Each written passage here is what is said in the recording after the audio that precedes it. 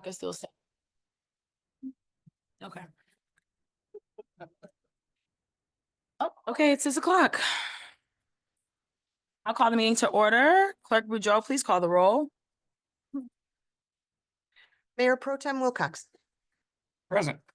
Mayor Brown, Present. Councilmember Fellows, Present. Councilmember Tucson, Present. Councilmember Simmons, Here. Councilmember McLean, Here. Councilmember King. Just right there. Timing. Everyone accounted. Thank you. All right, we'll take a moment to center, focus, and prepare. Good.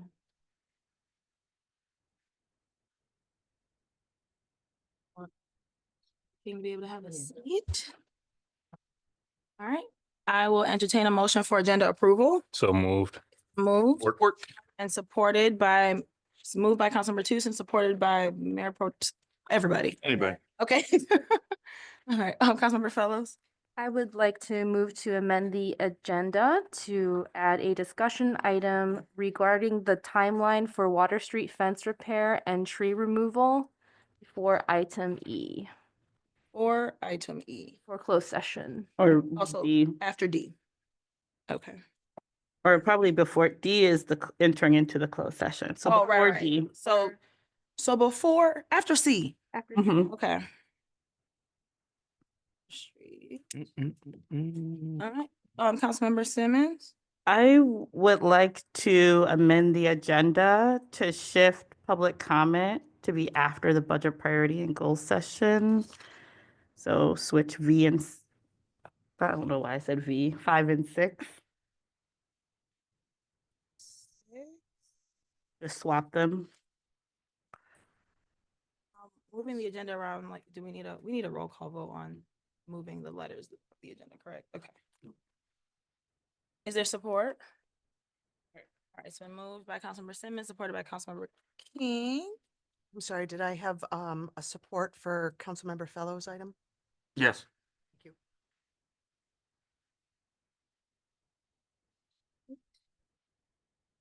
Clerk, should we address those as a collective, individually? I think we can. Unless- I said do things. Oh, Separate.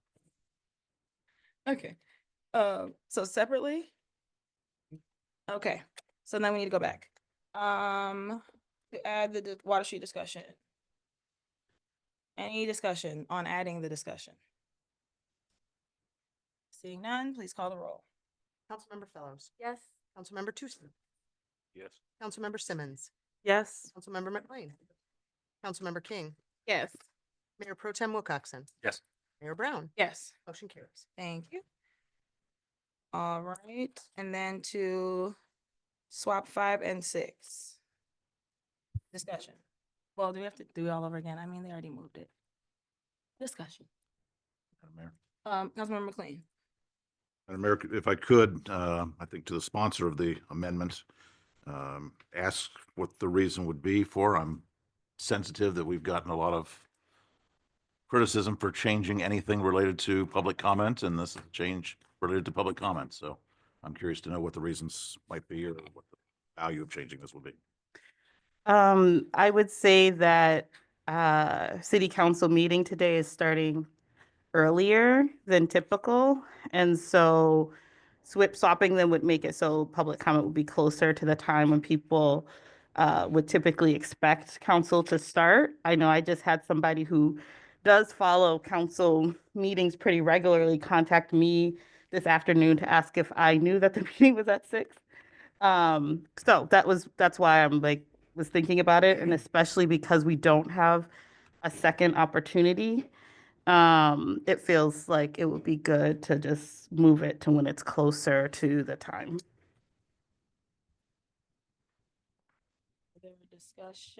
Further discussion? Sorry, I'm not using the mic. Seeing none, please call the roll. Councilmember Tucson,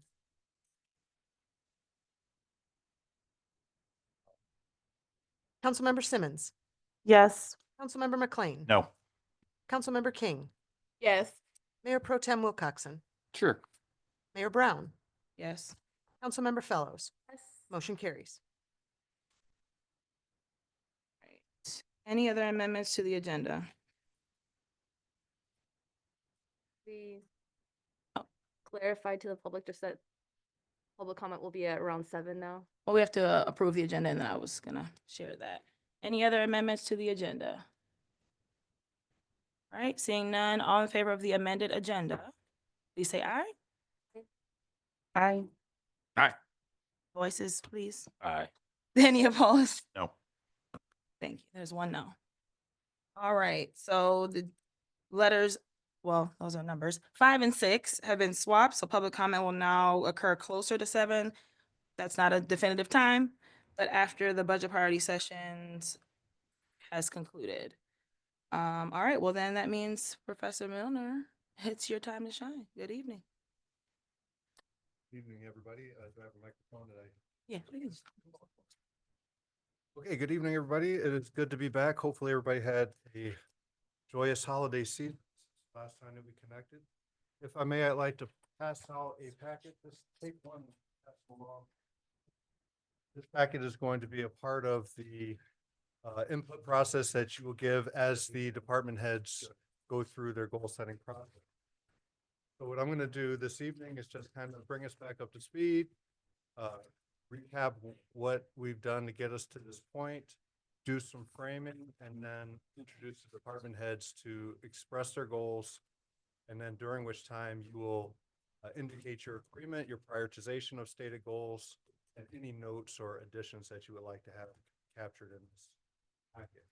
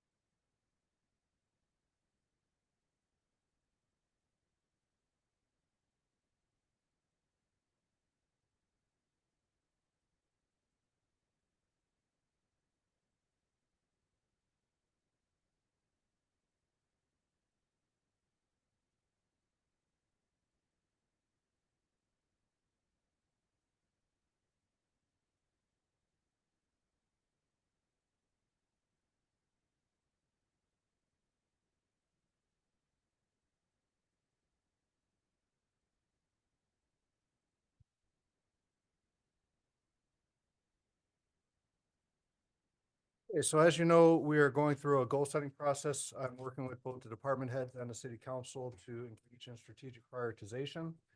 I had shared out the packet with Andrew, and he forwarded it to council a couple of weeks ago, I believe, and so it captured a summary of the process as of January.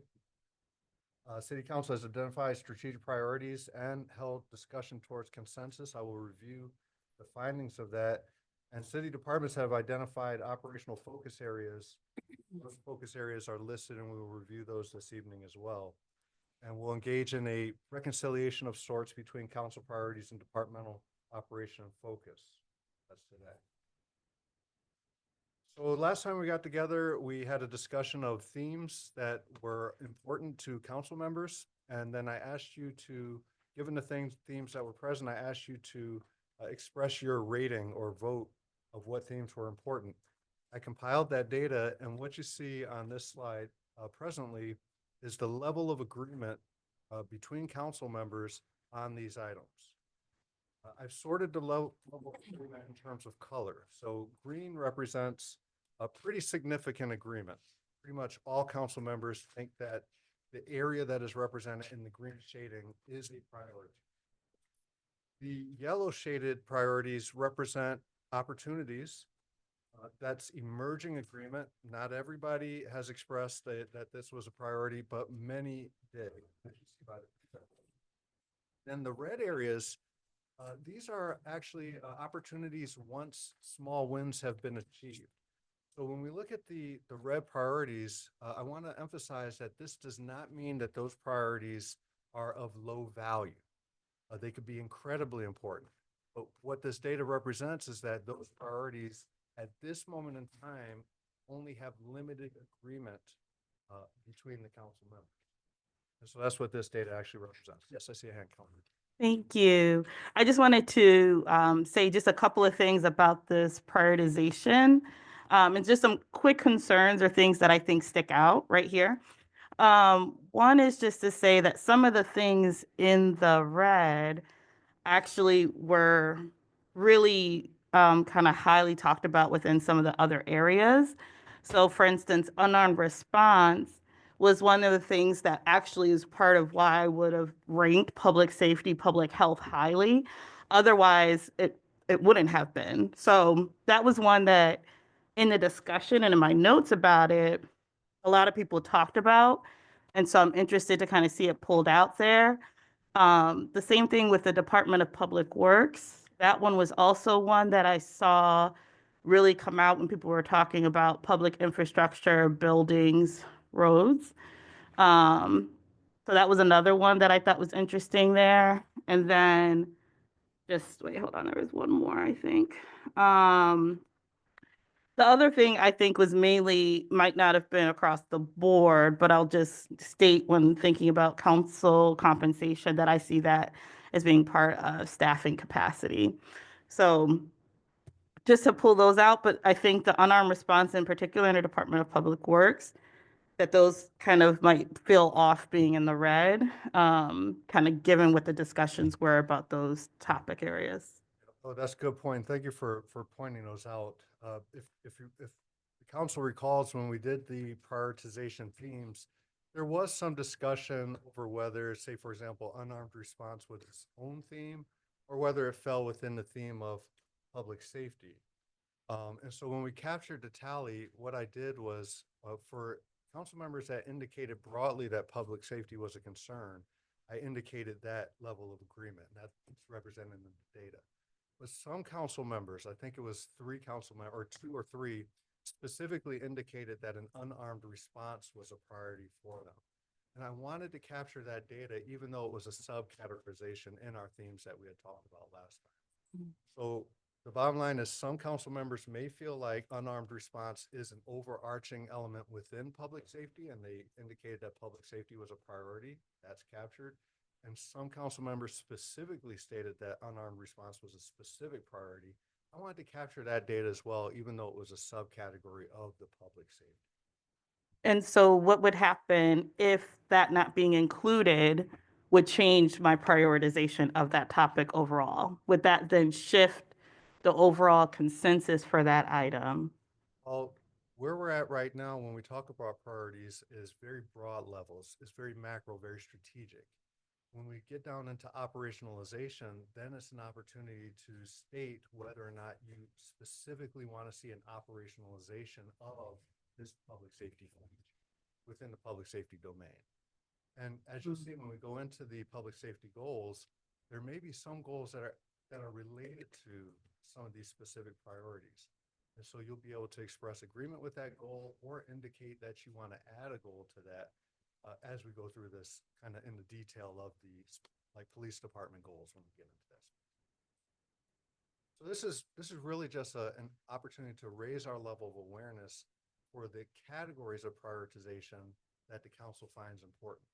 And we can see where the council has a lot of agreement. And so if we were leading action as we're operationalizing these ideas, we see that the green areas are areas that can probably pretty easily be pursued because most of council agrees on that.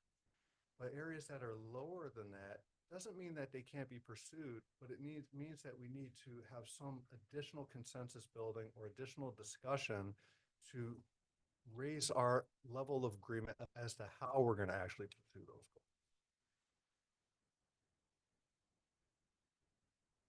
In the red space that these aren't low priorities, they just represent opportunities after the council has achieved some level of success. Because success builds motivation, motivation builds momentum, and then momentum brings energy to get the task done.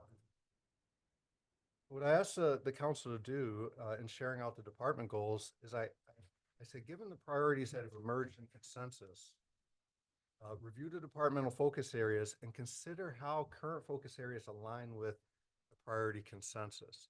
And I've just highlighted these areas that kind of surface and then we know that the other areas are hidden in there somewhere, opportunities for discussion. Okay, so what we'll do in the time that we have is to engage in a process where we align the priorities and goals. Each department representative is going to have an opportunity to present the goals that they've worked on. And then you'll have an opportunity to voice your agreement and support for the goals. And so each of you has a packet here. Each page represents a department and they'll go in the order as presented. And then if you'll notice, the goals that they're going to present are summarized. And then on each page, you have an opportunity to rank order the goals for that department. So you can say, of these 4 goals listed, I feel like we should prioritize 1, 2, 4 in that order. And then there's an opportunity for you to add a goal if there's a goal that is not listed as represented from the department. And finally, you have an opportunity to rate your overall support of that department's goals as listed and provide any notes or context in relation to that assessment. Any questions on the packet and how to engage with the packet as each department head presents their goals? All right. Okay, so let's take a little bit look at framing real quick. I just want to introduce the concept of management, very common in organizing and trying to get things done. It's known as the spectrum of management. This essentially entails the 4 domains in which a leader is engaged in the process of bringing an idea to fruition. The first stage is strategic planning, very top level. That's what we're doing in this phase. Second stage is collecting and organizing resources.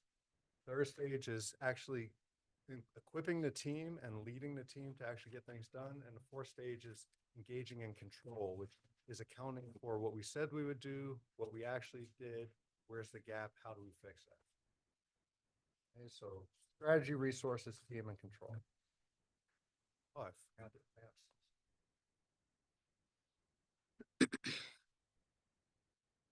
Okay, strategy, resources, team, and control. So, in thinking about the role of council and the role of department heads, which we'll hear from both today, it's helpful to think about what roles each of those bodies holds and where they reside in the spectrum of management.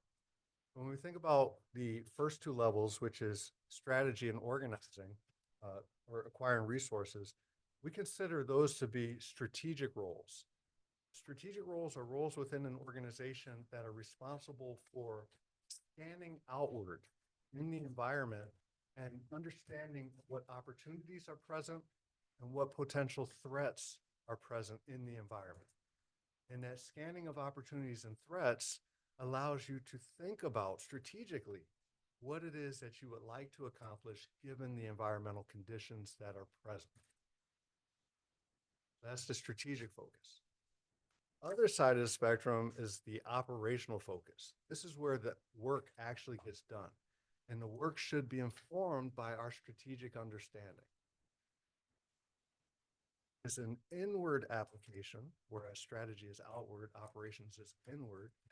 Operations focus is an inward application of the strengths of the team and reducing the impact, the negative impact of weaknesses. So strengths would be like the knowledge, skills, and abilities that the team brings to bear, and weaknesses might be something like reduced staffing that is less than optimal. I'm going to put a dotted line indicating a delineation between responsibilities, between strategic responsibilities and operational responsibilities. What's nice about the process that we're doing is we're going to get a glimpse at both sides of those responsibilities. The council, who is responsible for the strategic outlook, looking at the environment, understanding what the opportunities are, what the threats are, and the department heads, which are responsible for looking inwards, assembling the team, setting specific goals and objectives, getting the work. Of course, there has to be good communication between those two divisions. Andrew is kind of the, the person that is in charge of distilling or operationalizing the vision of the council and making sure the department heads are equipped with resources and direction and make sure that they are held accountable for that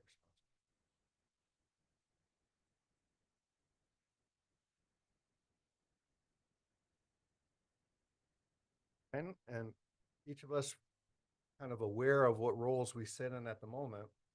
Let's begin the process of translating strategic priorities into operational success. So we'll take the council's ideas of what's important, and we'll hear from the department heads in terms of what their goals are. And then we'll go through a process of saying, okay, does that fit? Does it make sense? Are there adjustments that need to be made, and can we support these? Then please rank each goal according to your priorities, and then also express your level of support for departmental efforts.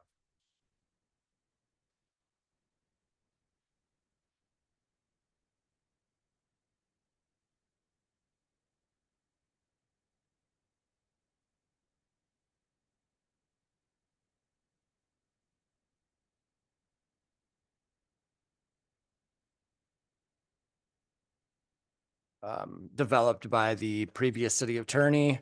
But I'll let Randy speak to this. Yours are on 10. I emailed you the sheet. And change them as you see fit. Minute, I have to get.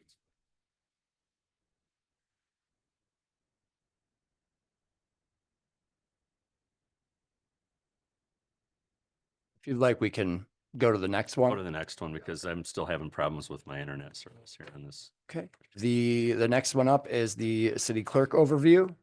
These were developed by Tracy, and then as a group, we kind of went through them and determined which we thought were good things for the clerk department to concentrate on. And the themes in this are operations and communications. And I will let Tracy go through what her goals are. So basically 2 sets of goals, operational goals and then communication goals. I want to work with council to update and codify the council rules of order, as well as standards and procedures for boards and commissions. I think that's something we've been discussing here, and my goal is by the end of March. I'd like to identify all of the current policy and procedures, evaluate and revise them, as well as enumerating clear instructions and guides for updated policies and procedures. Create a legacy spreadsheet with all of the clerk responsibilities and ensure policies are included, as well as when they are updated by the end of the year. That way, you know, if I got hit by a truck, it could happen. Anybody could walk in and pick up the job and know where they are in the job. I think that's really important for any position. Communication goals, establishing policy and procedure for managing and facilitating all the boards and commissions. Are the operational goals as well. And I believe that that's a strong goal of council as well, since we're going to be meeting and discussing those things soon. Working with the communications department to ensure that the website is updated with current and correct information. We are always finding, you know, parts of it that need to be updated. The biggest thing is working with communications, not just to make the website more user-friendly, but to make it ADA compliant. The laws have changed. And I think our city attorney and communications will be helping us with that to make our website ADA compliant, I think before the end of 27. That's a figure. Would council prefer to ask questions after each department overview, or did you want to get to the end? Okay, then. No. Questions to council? Councilmember Fellows. I just had a clarifying question. I might, just because I haven't been here as long. What is the codifying council rules of order and standards? Can you explain that? Codifying is just voting them into the ordinances, rather than, at every meeting, we pass one resolution for one rule, that we bring all of the council rules together and codify them all as the council rules. That way they will all be together in one place. So it kind of means me going back and going through, you made this rule this year, this rule that month, pulling them all together, ensuring that you want to keep all of those rules, and then adding any others that you believe are necessary for your general rules of order. And then that way we will always have a document that's your rules of order. You can find it anytime. So Good. just a follow-up, is that different from the meeting we had in December to kind of establish our rules? Kind of. So eventually I'd like it to be that it's all one set of rules. And you can simply adopt those rules or amend them every year. You have a few of them that are in there that have been historically part of that first meeting, but then there are other ones that you just make as you go, which is okay. You're able to do that, but it should be a living document that every time we change a council rule, we update the rules as a whole. Thank you. Councilmember McLean? Thank you, Mayor. Madam Clerk, so in communication goals, you say establish policy and procedures, managing, and facilitating all boards and commissions. I think that would include what I've long said is the need to standardize terms. Is that accurate? Yes, Thank you. that is my goal as well. I appreciate it. I guess done for you. Other questions? Mayor Pro Tem? Under operational goals, number 2, you address the ones in number 1 about what those are council rules and things like that. So are you talking about internal policies for the clerk's office in terms of or greater policies? No, just clerk's office policies that I am responsible for. The clerk's office is responsible for a lot of things. Luckily, elections are governed by law already, so I have rules and procedures for that. Our marijuana licenses. Yeah, it's gray. It's gray. It's gray all over. For me, anyway, right? Okay. Through the procedure. Got it. There's a difference between a recreational license and a provisioning license. I am learning this. But there's no distinction really. So should there be?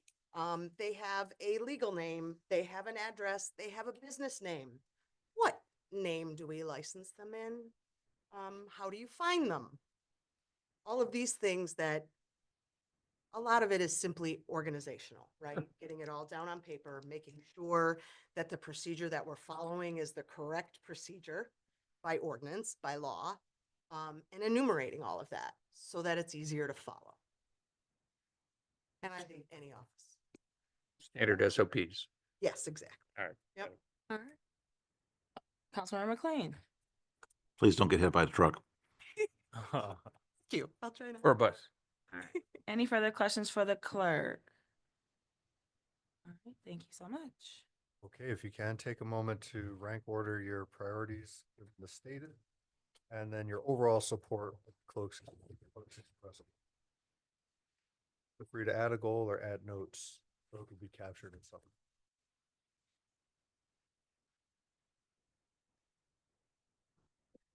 All right. No, I'm just asking. Do you want to go back after? Just add to the legal. Councilmember Simmons? I just want to, I thought I understood and now, so in these, we have oh, I see. So, all right. So where it says rank under the priorities, they've been broken into which of these areas it's supposed to be. Yeah, so the priorities are summarized just for ease of ranking. As you see, the operations goals entail rules of order. Operations and communications collapsed is a clarification of policies and procedures that was explained. And then there's a website redesign. Those are the 3 primary goal categories that were just expressed. Okay.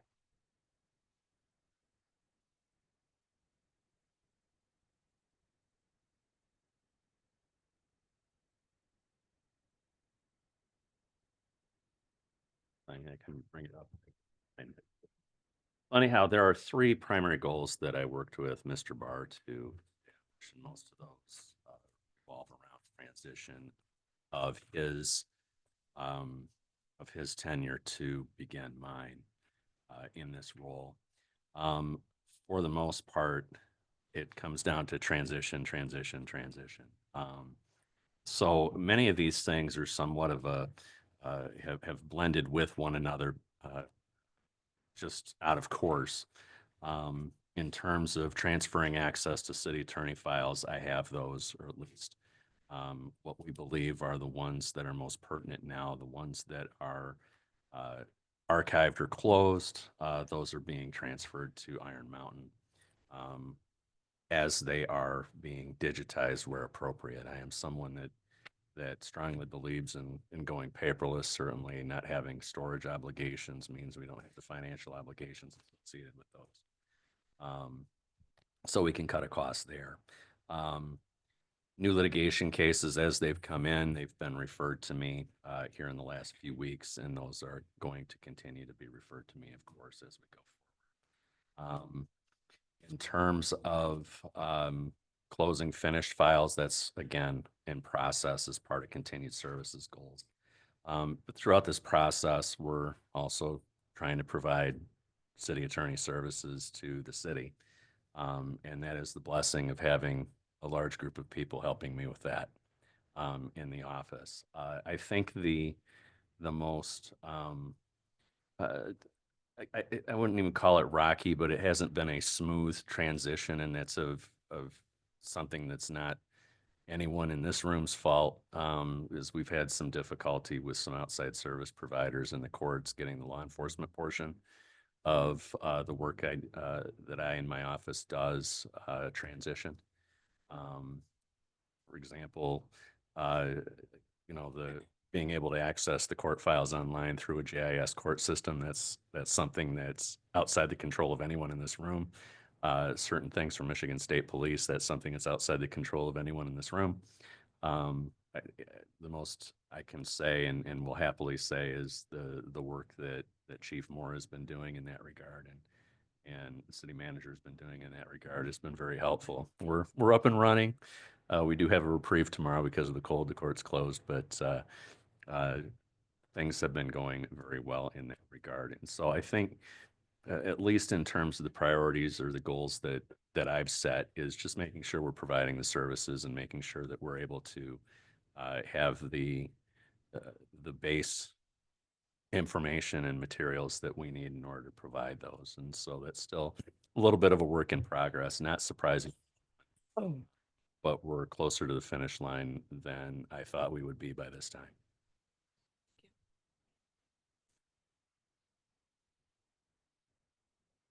Couldn't tell. Is Iron Mountain going to be phased out eventually? Is that the goal? Or we're still sending things to Iron Mountain? Go ahead. On a larger level, the city is desirous to end our contract with Iron Mountain as much as we can, but there are certain records that are there that we will need to maintain. We've done some brief estimates or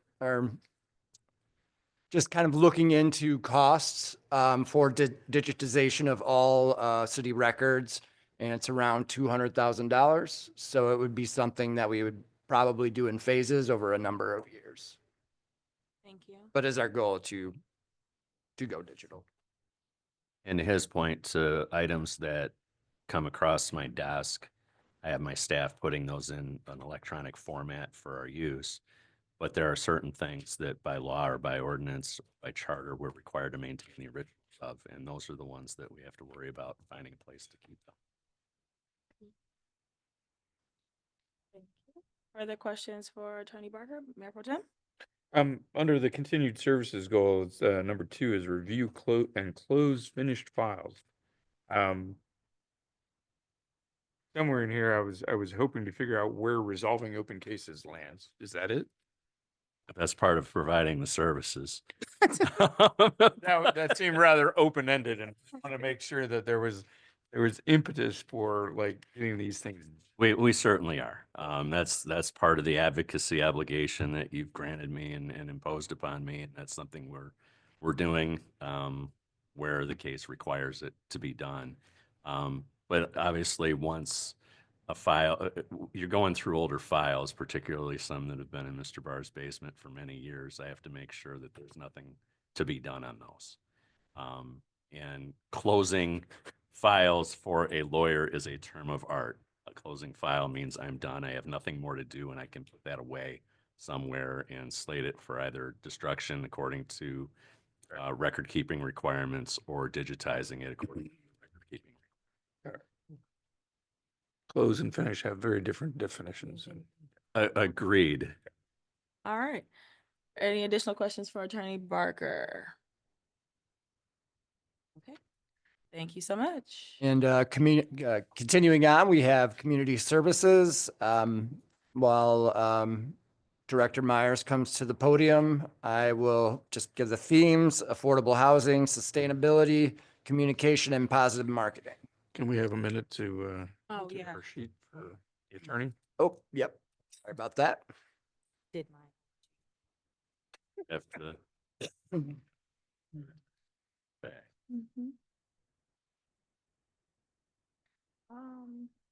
Is there a next a second page?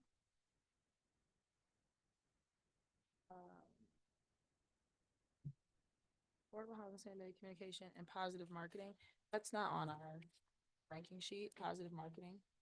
Is it just It was, stuff? yeah, it was we wanted to focus on 3 goals, but they all kind of fit those. Oh, gotcha. Okay.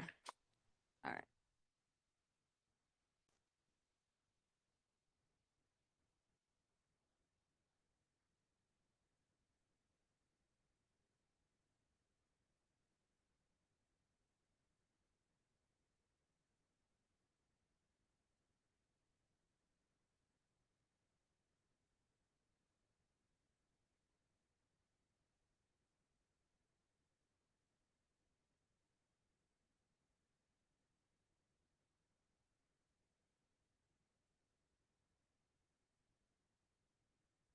Name.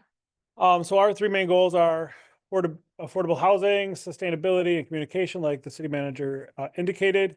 The number 1 goal that we have is continue to work with all partners to help locate affordable housing in Washington County and City of Ypsilanti. We currently work with MEDC, MISTA, as well as private partners to help do that. And that's something that's going to be ongoing for a very long time, but it is something that we are actively doing. Continue to work in our zoning ordinance to look at ways we can actually incorporate ways to make things more affordable. We've been doing this for a number of years and trying to incorporate it. In the last about 2 years, we did allow for accessory dwelling units to be built in all zoning districts. Also, corner lot duplexes and a lot of small scale things that a lot of communities are doing to help with that. And then work with regional partners. With like Washington County to help continue to explore ways to help expand the affordable housing market and stock in Washington County. For sustainability goals, the autonomous vehicles might not actually always seem like it might be sustainable, but it's something that's coming. It's something that we are working with at the American Center for Mobility. We have worked with our regional partners to get a grant to connect Ann Arbor to the American Center for Mobility from the EDA. And so really, there's a lot of things that are happening. We want to make sure that we're on the front lines of that, allowing for it and figuring out ways that we can make our ordinances maybe not completely friendly to it, but at least allow for things to happen so we can hopefully get more cars off the street. Enact a tree protection ordinance by the end of 2025. This has been a goal for the past few years.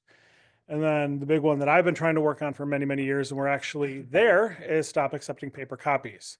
Now, we will take paper copies in for people who don't have access to the internet. We will scan it in and then shred it if it's personal information or recycle it. This is really important so we don't actually keep getting more and more paper files when we can do things online. Also, we have now upgraded to allow for all permits to be paid for online. And so we really jumped to the 21st century It was slowly, and then it happened kind of all at once. So thank you for the BSNA cloud upgrade. We really, really appreciate it.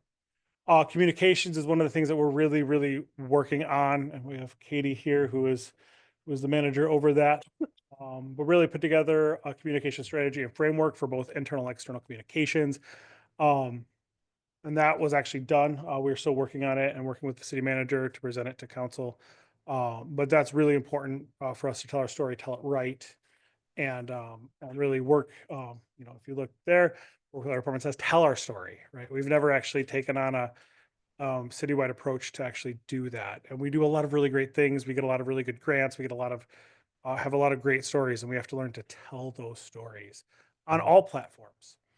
And then, when we did this, there's a lot of things that have changed, but really, one of the things that a lot of communities are doing is taking their Zoom feeds and actually streaming it on Facebook, so people don't have to find the link. They can go to our Facebook page and actually view the city council meeting right from there. There isn't the commenting as you can do in Zoom, but it's at least a way for people to get engaged. Those are the main goals. Does anyone have any questions? Councilmember Fellows? When I was looking through all the goals here, actually, let me start with the easier one. Okay. Are we considering anything besides Facebook, since there seems to be like growing consensus to move away from Meta, and I know people are talking about Blue Sky and other things like that? We've not gotten there yet. These goals were created a couple months ago, and so I know the push has been to move away from Meta. Right now, we find it the best place for us to engage our residents at this point. If there is Blue Sky, I don't know how the technology works with Zoom and for streaming. We're definitely not opposed to anything like that. We have tried to push onto all of the platforms as they come up, but really figuring out what our place is. I know that Twitter has never been a really good place for us to engage properly with our residents, so we've really tried Instagram and Facebook. There's been issues there. But we do still find that at this point is the best way, but I know there are a lot of other things that we can look at. Okay, different comment is about, I looked through the goals, and I think mainly where I see the affordable housing goals is situated with community service. Okay.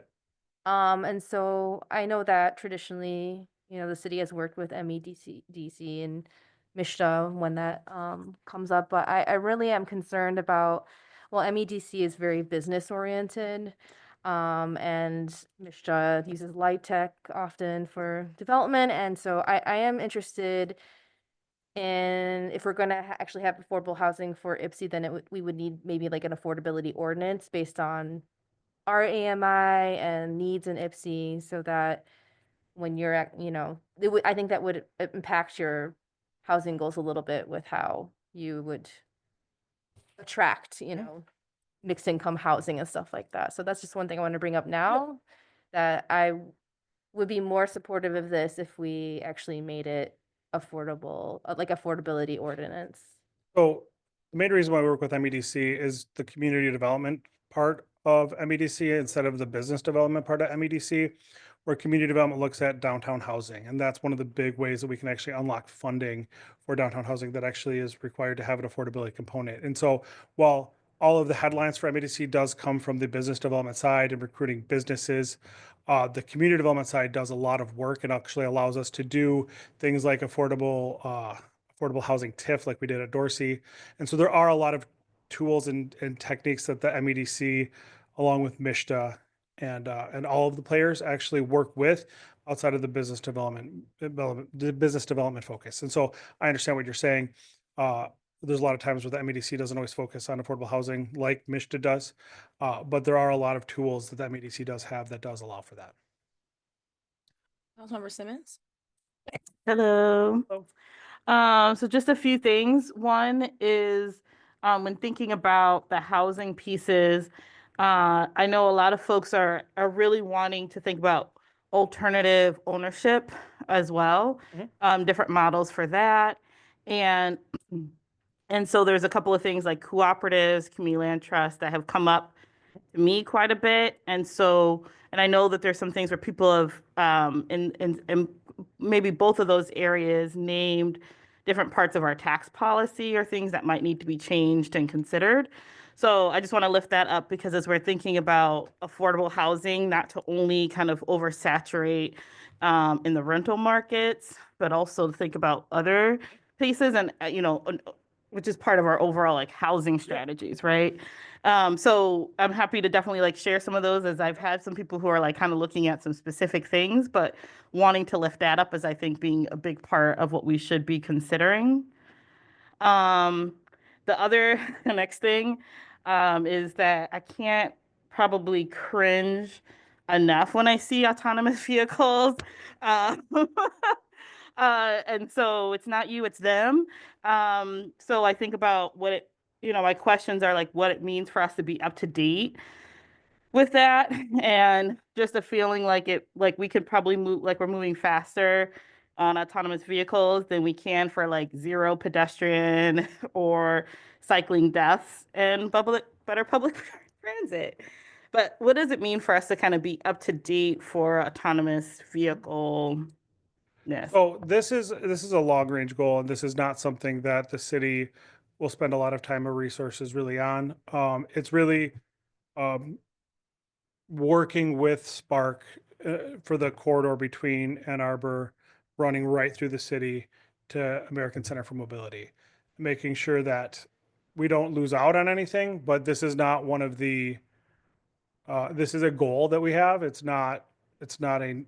The rest of the goals up here are a much greater priority for the city, for staff than that. But really looking at the grants that we've received, or not they've received, and making sure we're a player in that, and making sure that we don't lose out on anything that we could possibly get as far as grant funding to help with some of the other goals. So with some of the autonomous vehicles, we might be able to get some charging stations for electric vehicles, or we might be able to get some roads that are actually repaved and actually have some of the infrastructure underneath it as part of other granting projects. And who knows what'll happen with the current administration in Washington.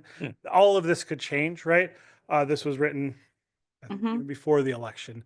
And so really, there's not any major policies that we are looking to adopt, just making sure that we aren't missing the boat on this, understanding where we're at as far as what the state of Michigan has deemed kind of the connected area.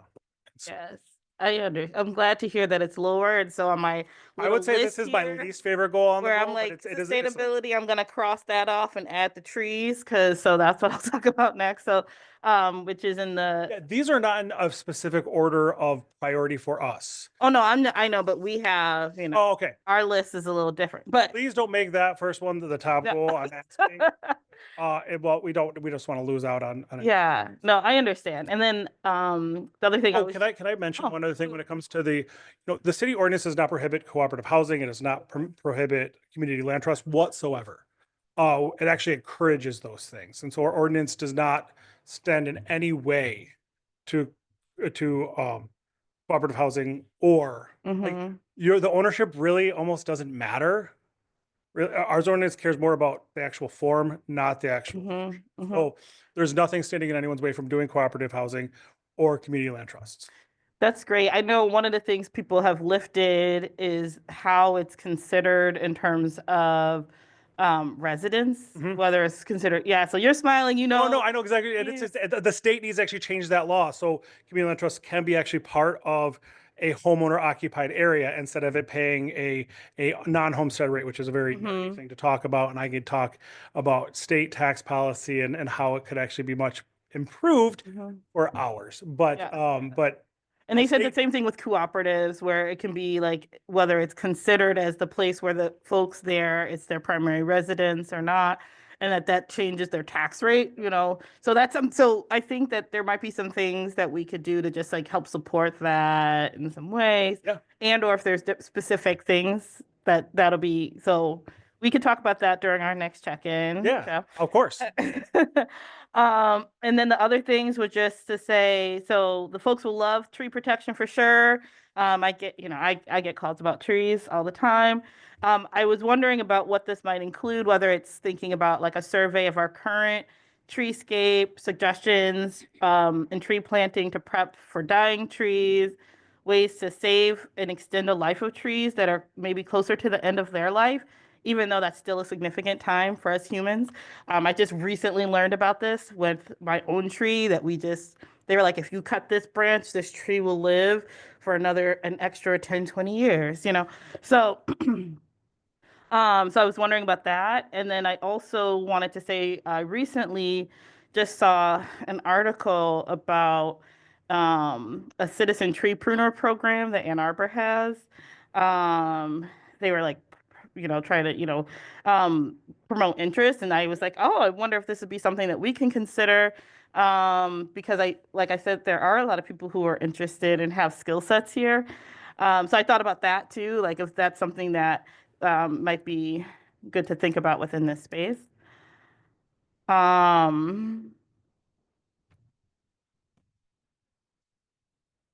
Well, the question was, what might be included with the tree protection piece? We're still working with our Department of Public Services and our city planner. Actually, I'm not part of those discussions. Okay, They're okay. kind of working out the details and it'll be presented to council. That's why we gave it till the end of December, just because we really want to make sure it's right and matches our city. Mhm.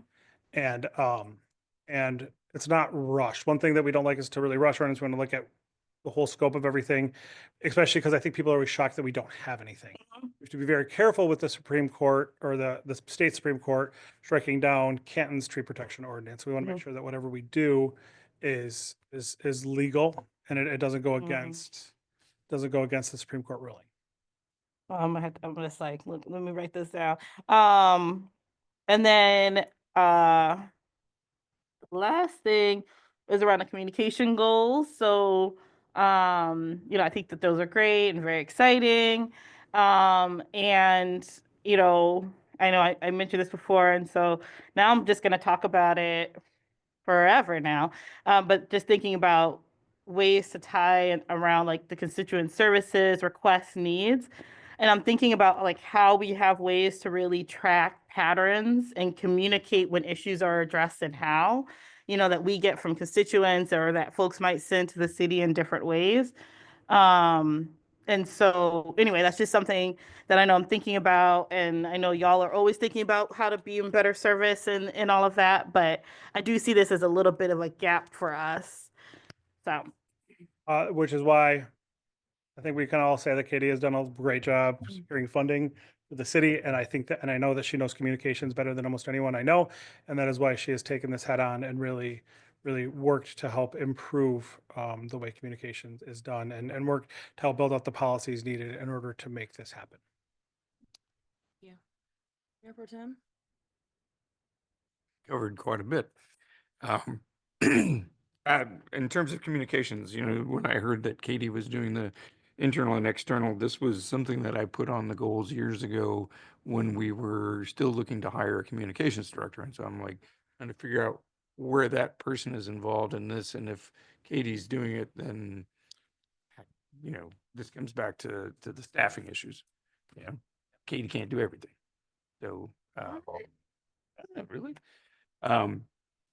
So I'm just curious. We can have that conversation offline, but I'm very curious as to why this is on Katie's plate when we need her to do a lot of other things. So, but I'm not questioning your competence and that you're doing a fine job. I'm just curious. We'll talk about it. All right. Further questions for Mr. Myers?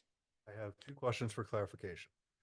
So it was brought up to explore an affordability ordinance and also to consider a tax policy change. Is that under the purview of the departments or is that the council? If I could, so that would be state law. So an action item under that would be to do resolutions or other things to encourage the state legislature to move forward with these changes. So council. That would be council. Yep. All right. Hopefully folks have taken some time. Thank you, everyone. Thank you, Joe. And let me know when you're ready to move on to the next. Feel like we're ready. Ready? No, I'm not. You're not? No. You were scribbling this whole time. Yeah, but I wasn't ranking. Yes.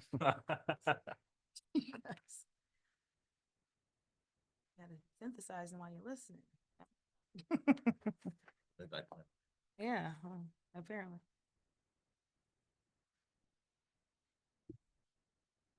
But Elise, you're on deck.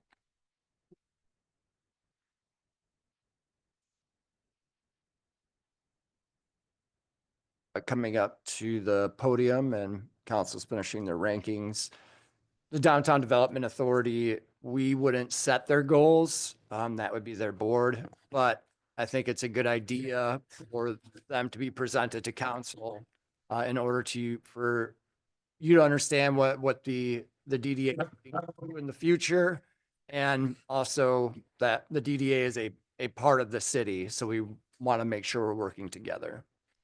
And then Elise can go whenever council is ready. You can't hear me. That good? Yeah, so, like Joe said, we did these quite a few months ago, or maybe 2 months ago. My board does their strategic planning. They did it this month, so very similar to this, but it is getting updated. These are really the goals that came out last year. So we got connectivity, business vitality, and personnel development. So physically improving infrastructure and streetscapes is big for us this year. There's a lot of deferred maintenance over the years.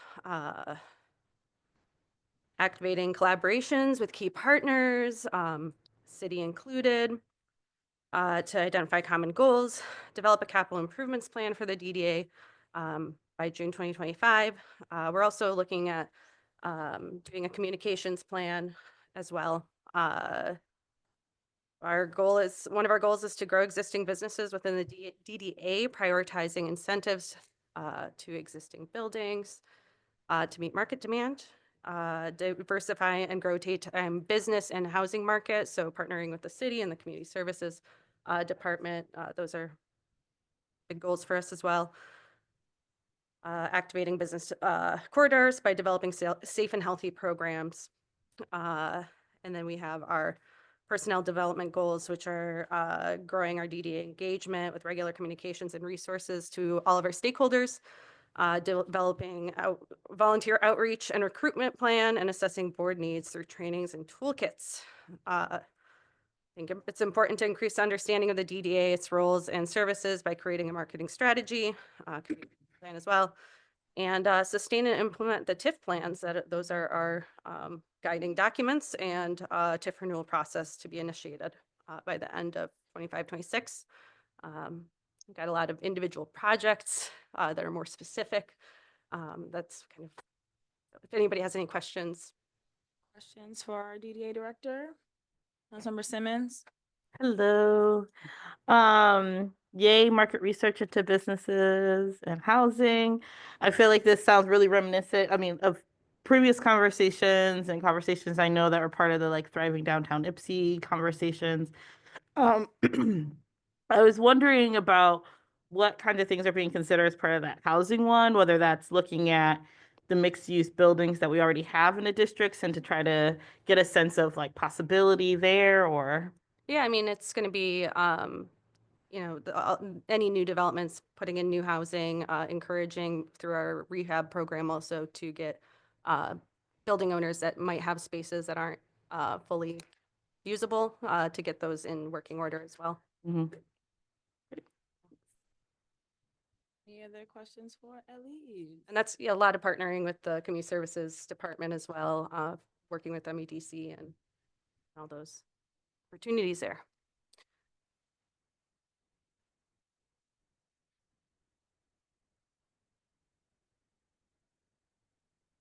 Well, so yeah, have any questions? Thank you. Thank you. Council, I'll give you some time to finish up your rankings, but fire department will be next. So I'll invite Chief Hobbs up. And the themes that were developed for the fire department were communication, training and development, and assets.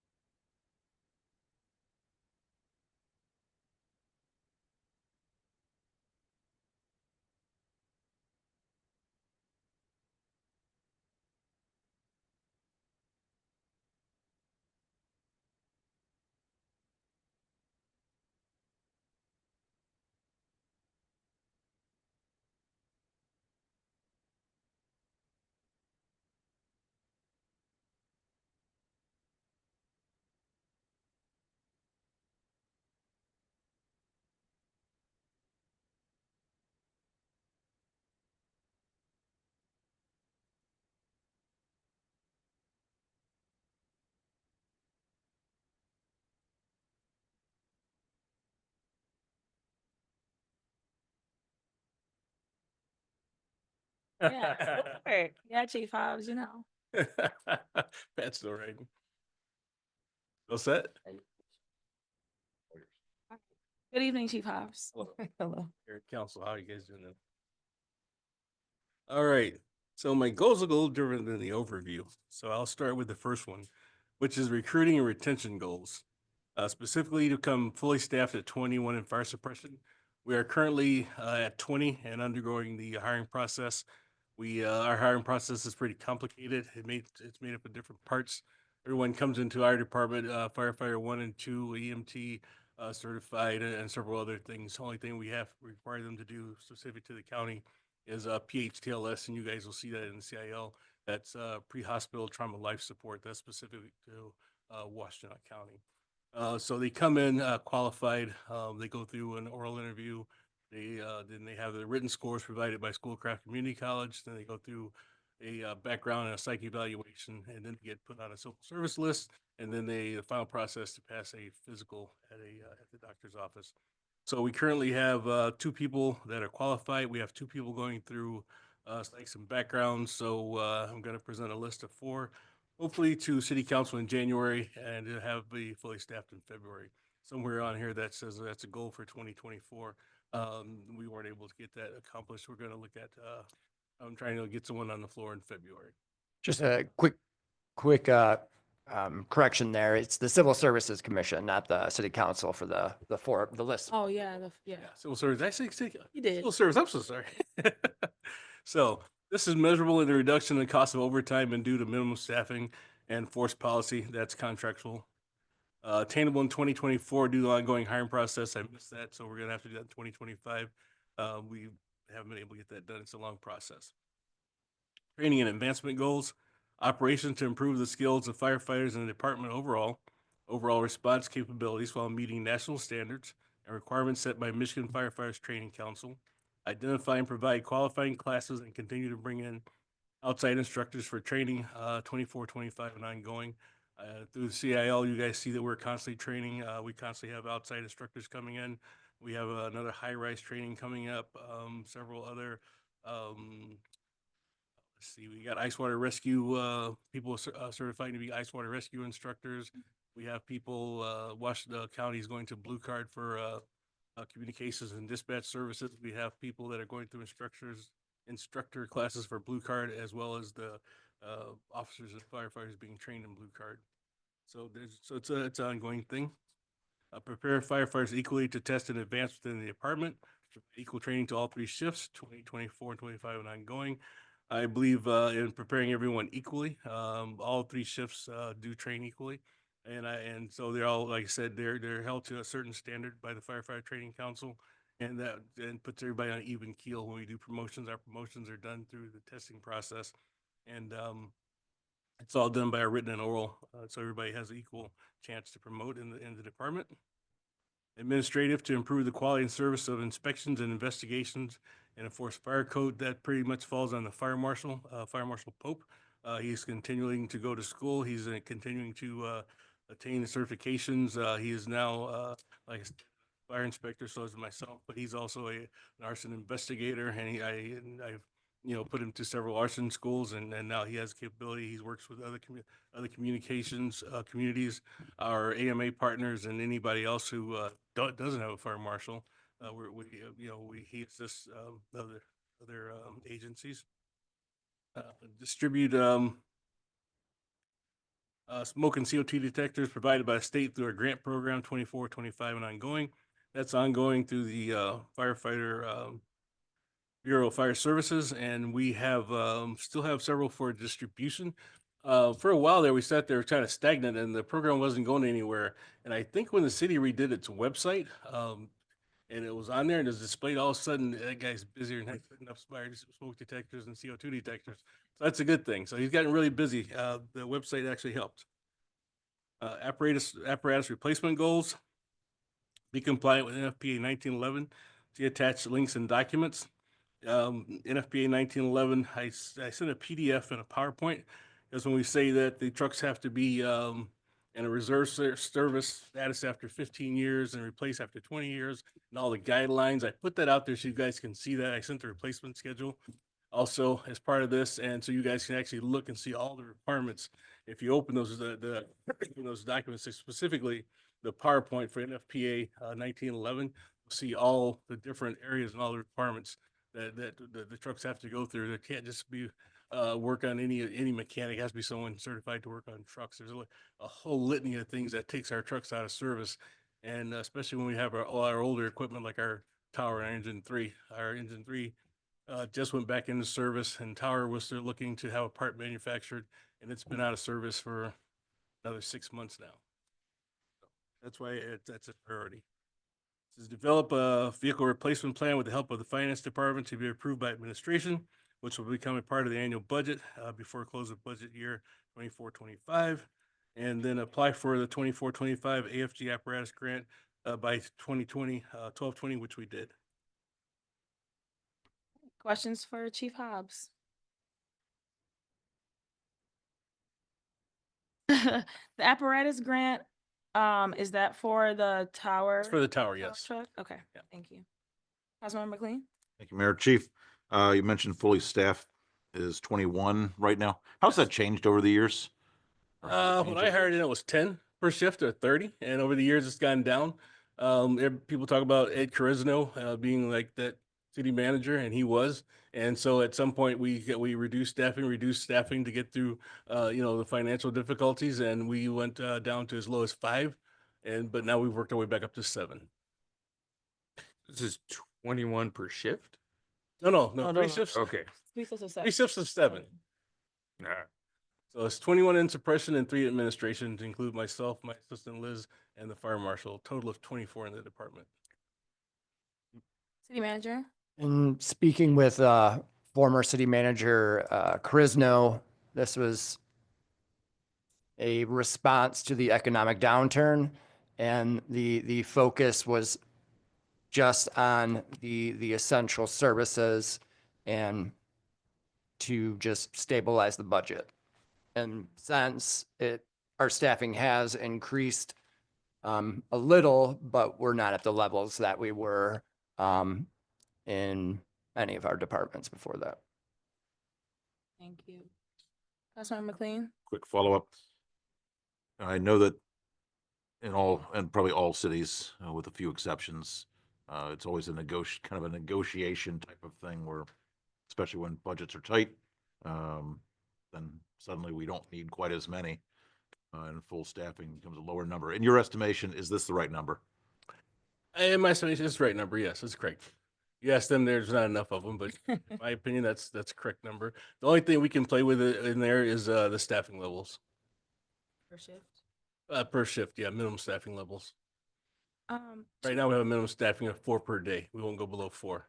If we go below 4, as long as we have 18 in the department of suppression, they can be forced to work. Chief Hobbs, going back to the apparatus grant, do we know like a timeline for that, when you would hear?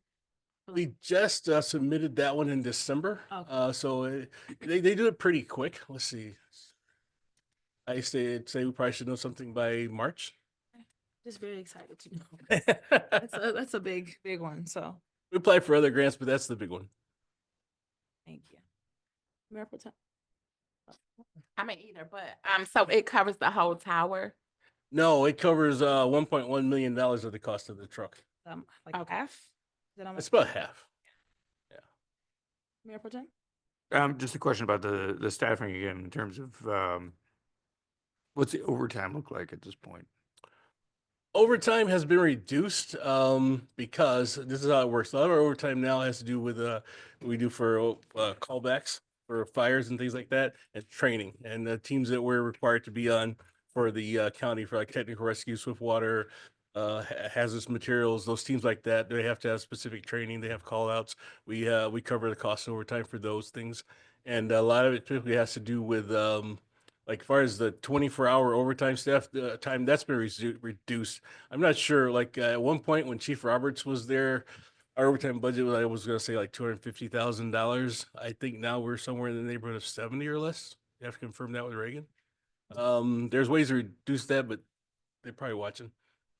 Yeah. That's funny. All right, thank you. Thank you. Any additional questions for Chief Hobbs? All right, thank you so much. All right, thank you.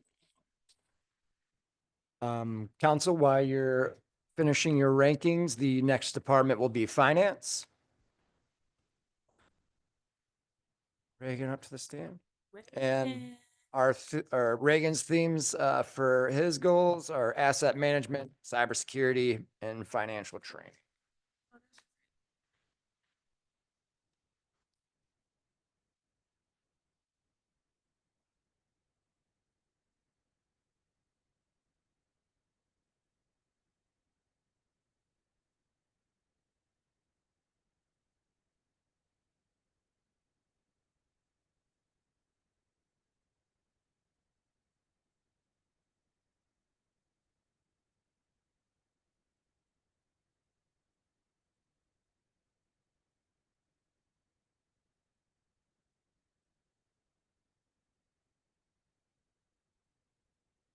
Good evening, Council.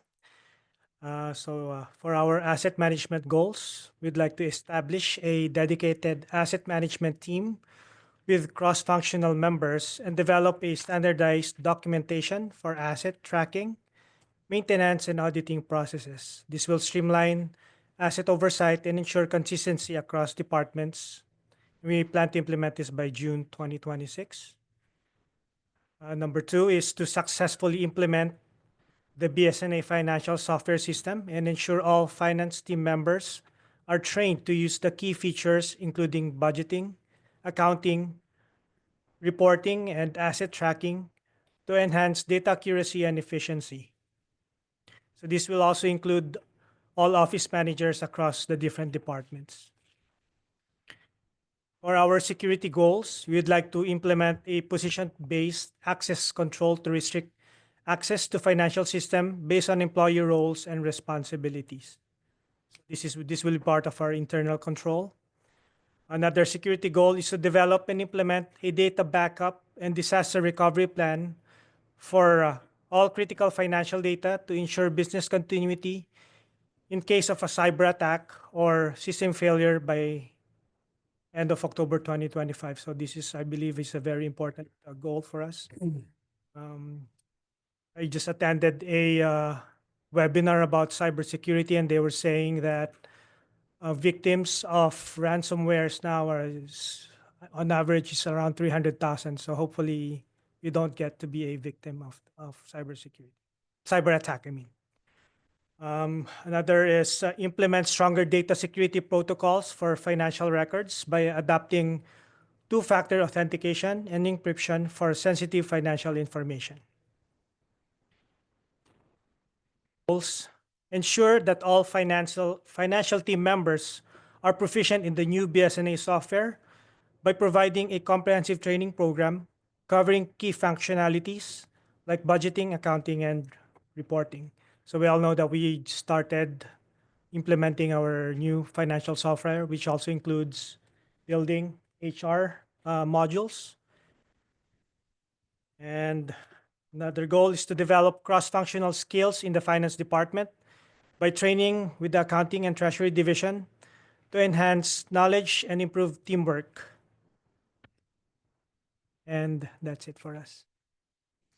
All right, questions for Director Basabica, Mayor Pro Tem?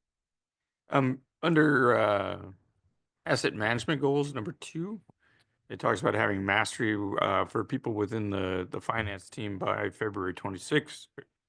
And then I'm looking down at the training goals, and it seems like 1 there is kind of the same as 2 up there, but that date is June 2026. Can you explain how those are different? So for by 2026, we'd like to be like really proficient on the software, because right now with the training we will get trained with the software, but since we're in the finance department, we'd like to be like the experts of the financial software, and I would like our team to be really proficient. Like if there are any errors, instead of going to our software provider, our team would be able to give support or give answers to our office manager.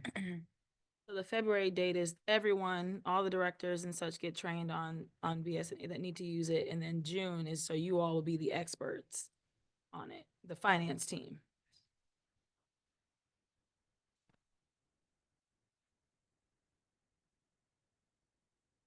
Under security goals, number one, we don't already have controls on who can access our financial system.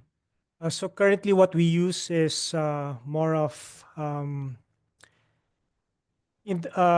Encode, the access is more of like on a person per person basis.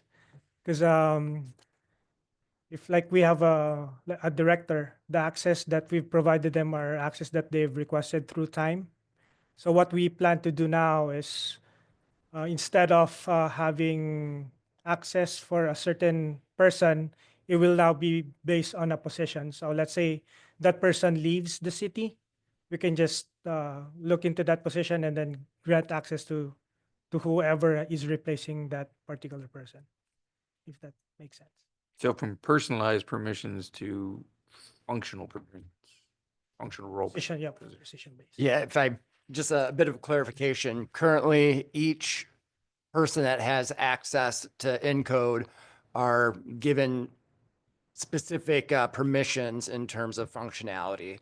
There's employees can't access payroll or other things, or they have a lesser capability in each one of our modules. This would eliminate that and just you'd have password access.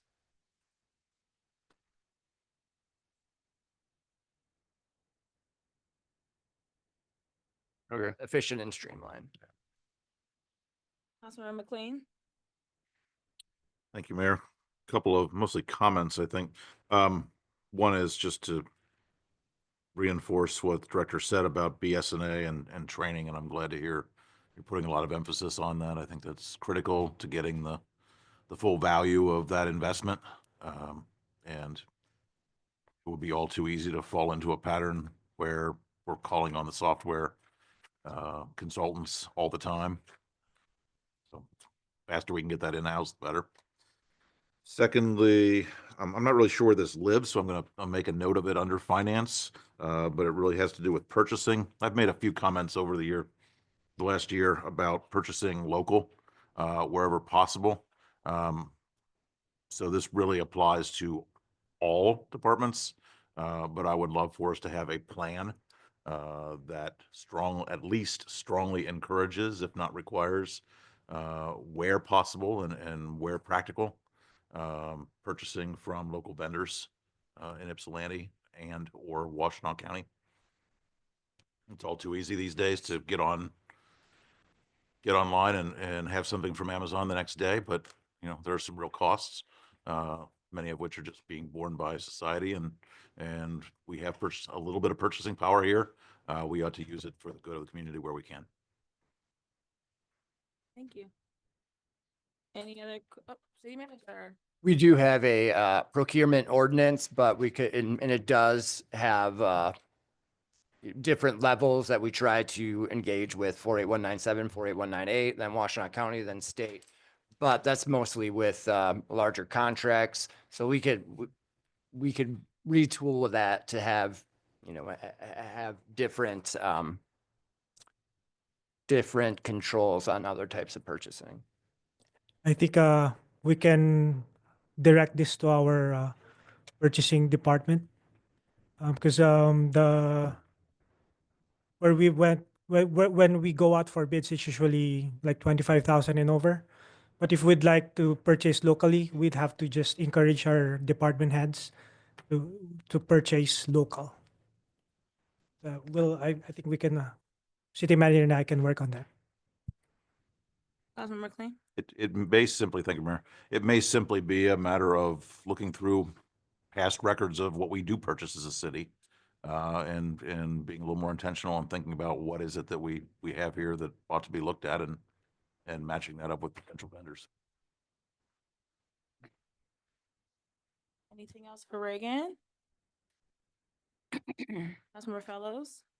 I'm not sure exactly how all of our expenditures are recorded at the end of the year, because I haven't fully understood, look at the budget, but my impression over the years, looking at it in piecemeal and hearing from others, is that the budget is still pretty obtuse for most people to understand, like where our the logic of some of the fund allocation locations, like from different streams of income. So I'm just notating it here that something around like a goal of transparency is what I'm putting down here. Any other questions for Reagan?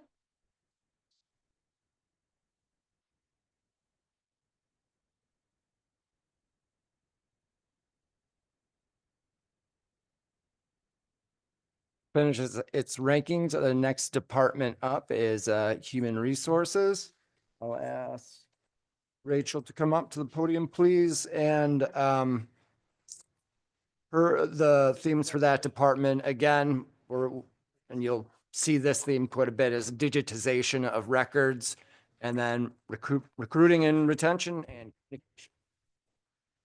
Let us know when you're ready.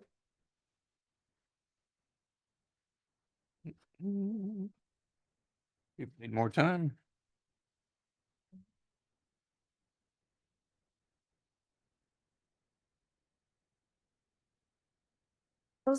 Retention and recruiting goals. So the first one is improve retention metrics by tracking turnover rates and comparing the data quarterly. Bless you. The second one is broadening candidate outreach by building a relationship with Washtenaw Community College and EMU. And the third one is to streamline our onboarding, which is to make the documents that you would get in your onboarding process electronic, so it could be done before you start. The next one is communication goals. We would like to create an onboarding survey for new hires to be implemented. Continuous improvement of benefit communications by creating a benefit pamphlet to give out to our new hires, and then sending an onboarding survey to all new hires after they're hired. And then the last one is digitization goals. So we want to implement this goal we'll have BSNA. So we need to see if it meets our standards. And then if it does not meet our standard of digitization, then we'll need to evaluate vendors so that we can digitalize our HR documents, like our personnel file, healthcare file, things like that. And then the last one is to select a digitalization vendor by July if BSNA doesn't work. That's it. Have any questions from the council? Councilmember Simmons? Just quick question. In your goals, I see that there's a lot of like good like onboarding things named, and I just wanted to just ask what about kind of the way that like exit surveys are used and how that's kind of fed back into like whether that's fed back into the like retention metrics that you're talking about. You said the exit interviews? Yeah, like just like what things might come out of that then like how does that get fed back into? So that goes into the retention metrics. Right now, we only have a few because it's still brand new. It just gives us a pie chart of why people left. And then after we gain enough employees' feedback, then we can, look at what we can do better if it's not money. mean, if Most of it's the time off it's at all. money, but we'll look at what we can do better, and we'll look at that quarterly. Thank you. Further questions?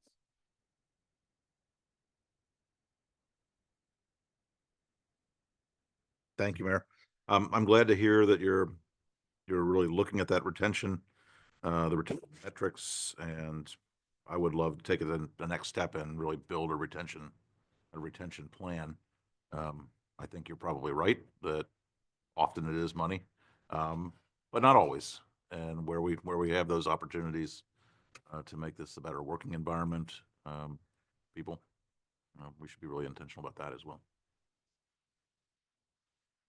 I guess my questions are around the communications goals in terms of you mentioned the onboarding survey twice, but in terms of other onboarding, I mean, there's specifically mentioned under number 2 is the benefits, but as has been discussed here, and I'm currently discussing in my day job, is other resources for onboarding. So there's benefits, but then there's all the policies and things like the clerk has discussed. And so is there a plan to codify that onboarding process?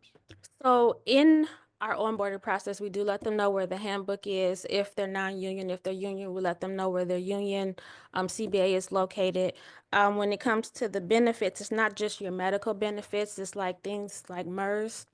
If you have MERS at your other municipality, it does transfer over to our system as well, so it'll combine. It introduces things like that.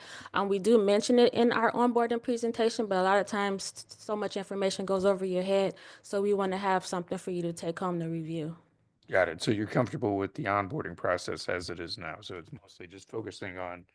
Right now, focusing on the digitalization of it. So it's not so much paper. We do now have DocuSign, so they can have all of their onboarding documents sent to them before their hire date, and it could be done before they come, so we can focus more on the onboarding process, which is the video of, the things that happen here with the city. That if BSNA isn't able to meet your needs, other vendor packages could replace DocuSign as well, because a lot of those also have signature. It can replace DocuSign when it comes to onboarding, but not for everything else DocuSign uses. The whole city uses DocuSign for other things. Yeah. Okay, thanks. Councilmember McLean? One more, Mayor. Thank you. Do we have a DEI plan by any chance?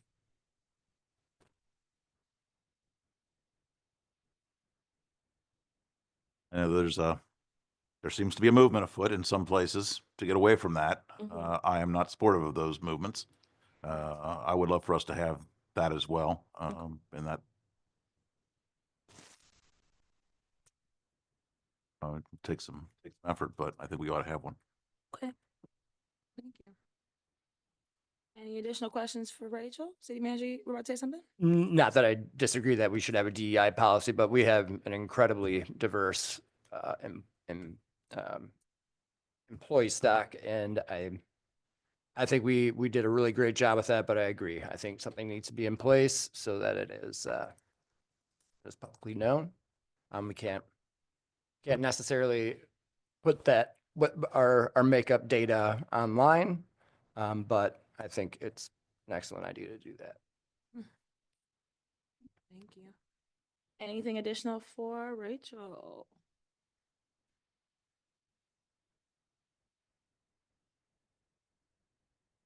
Your ranking of human resources, the next department up is the police department. I invite Chief Moore up to the podium, and the themes for this department moving forward are communication, training development, process improvement. Good evening, Chief Moore. Good evening. Okay, great. Good evening, Madam Mayor and fellow council members and guests. Thank you for the opportunity to speak to you this evening.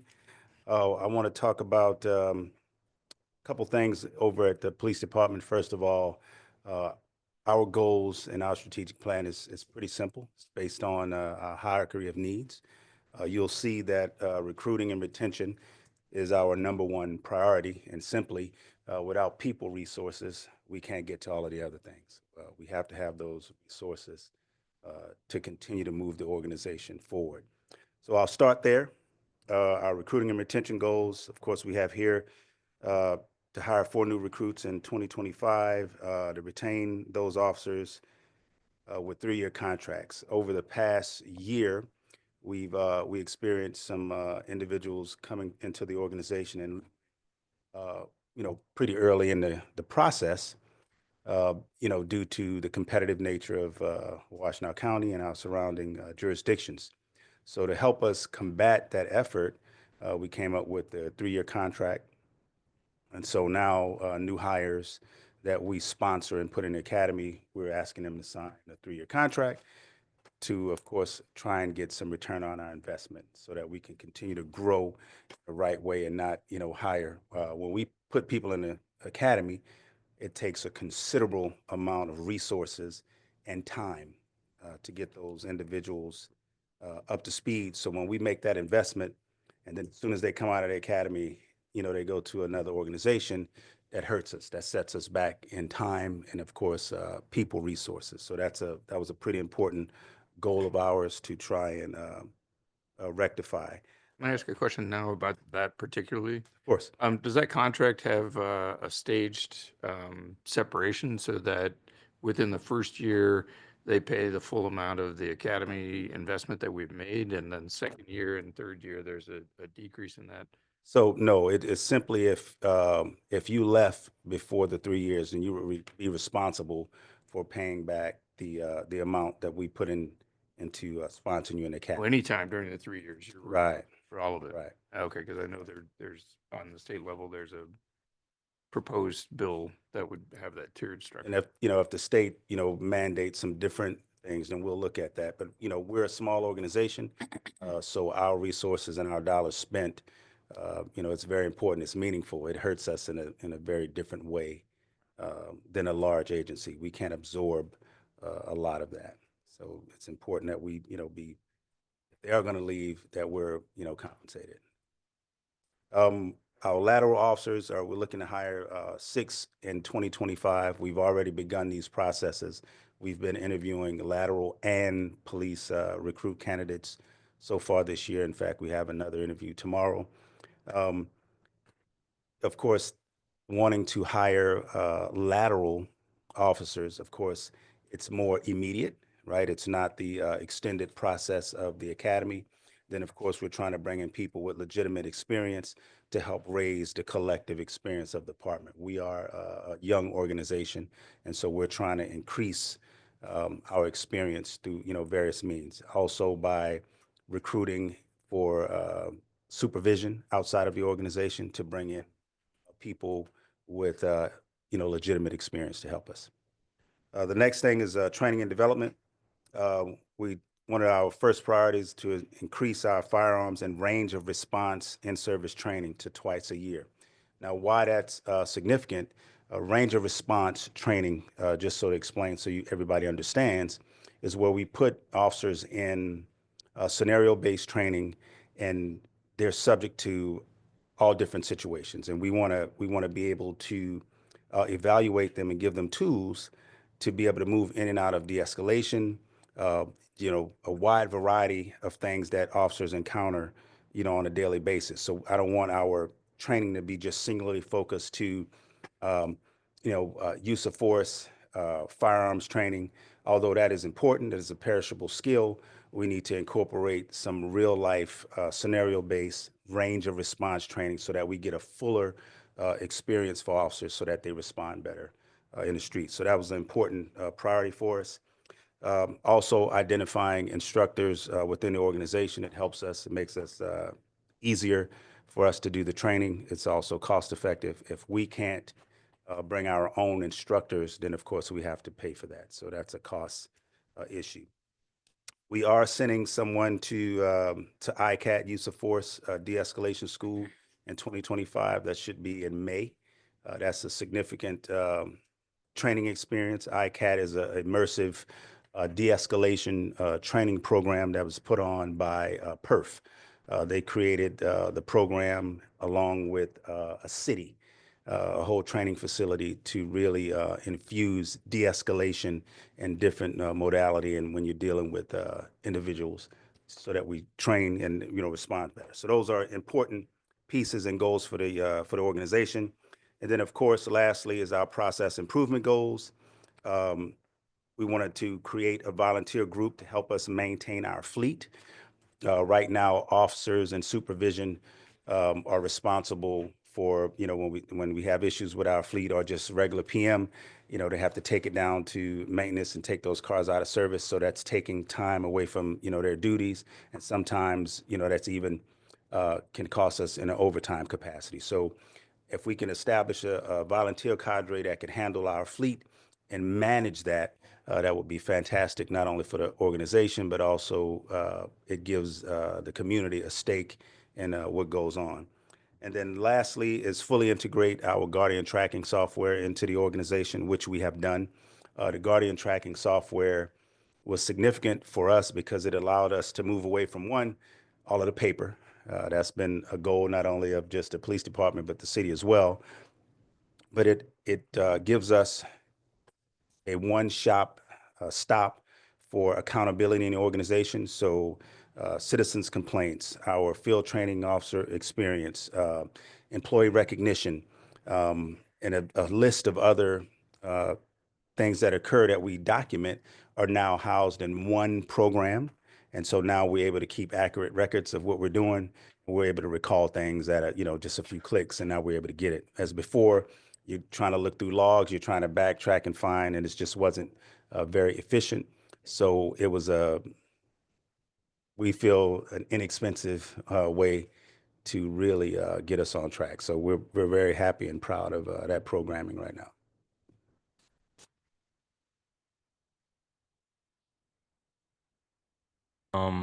So for the hiring of 4 new recruits and the hiring of 6 lateral officers, in the past when we brought in new officers, whether they're new hires from the academy or laterals, we had the opportunity as a council to set appointments to be able to, meet these individuals and ask them their why. Going forward, is that something that we're going to hold on to and continue doing? Because I actually appreciate that. Yes, so absolutely. That process is part of our onboarding and orientation. I think it's imperative that members of council get the opportunity to sit down and engage and talk to these individuals to really see who's going to be, working in and around your community. I think since doing that, and I would invite, the council members to speak on their experience, but I think it's been very positive. The officers appreciate it. It makes them feel like, they're a part, of something that is more family. It's not just, okay, that's city council and we're the PD. They feel like, the leadership in the city really has a vested interest in their success. So that's a, important piece of the program, and we're going to continue to do that. Thank you. Yes, sir. Councilman McLean and then Councilmember King. Thank you, Mayor. Thanks for the presentation, Chief. Sir. You mentioned, I'm glad you mentioned the ICAT use of force de-escalation training. Mhm. Does that training carry with it any credentials for the It people going does. through it? And can they come back and train our other officers? Absolutely. So it is a train-the-trainer course. So when we send some people there, they'll get certified, of course, and they'll be able to come back to the organization and provide that training and create other trainers and provide the training to the organization and to other organizations, in our jurisdiction. So it's a very valued commodity, and so it's been big in the public safety space. I'm glad we're doing that. Thanks. Councilmember King. Just a few things. Councilmember Tucson brought up how we have an opportunity to meet the officers. I'm wondering if we can add the community, like if the community can have an opportunity to meet the officers as well. That's something we can certainly look at. Trying to figure out, work that into the schedule, but. Absolutely. And also, I was just wondering, how did you come up with the 3-year mark to retain the officers? And roughly how much would they have to pay back? Like, how much does that cost? So won't be the whole 25 because it takes $25,000 to train an officer, but that includes the salary that we pay. So if you minus the salary, it's between $8,000 and $10,000 that it costs to put somebody through a police academy here in the county. The 3 years is just based on best practices. We looked at, contracts in other jurisdictions. So the 3 years was the best practice. I think beyond that, we may get into some other legality. And like, you mentioned about, is there a tiered approach to how much you have to pay back? Because at some point, right, you've kind of fulfilled an obligation, you've worked in the community. So, we can't just hold that over someone's head, for, the rest of their career. Thank you. You're welcome. Councilmember Simmons. Thank you. So one question I have is just for the part-time volunteer corps, is that something that has happened in the past or you've seen in other places? So yes, I had it in my previous organization. It was a program that I, headed up. We had in the police department 100 volunteers, and so it was a very robust program. They're registered with the federal government actually, and so you get points and tiers for volunteer hours, and we do the comparison to how much it saves, the organization, banquet, the whole 9 yards. But what it does is it brings the community into your organization. They get to see with their own eyes the inner workings. They get a stake in what's happening, and it's a very positive, productive exchange, right? So it benefits the organization because, of course, we don't have all of the manpower that we'd like, and these are roles that can be filled, quite frankly, by civilian staff. Thank you. I mean, I think, we're in a volunteer-rich kind of community, so I think that's great. Then my other questions are actually for other folks besides the chief. One question is for, as I was looking at kind of how this moves, it was making me think about, where the non-police public or community safety goals would sit. Because I can understand why they're not part of the police department goals, but I was just wondering, like, how would those kind of show up since there's not a department for that work?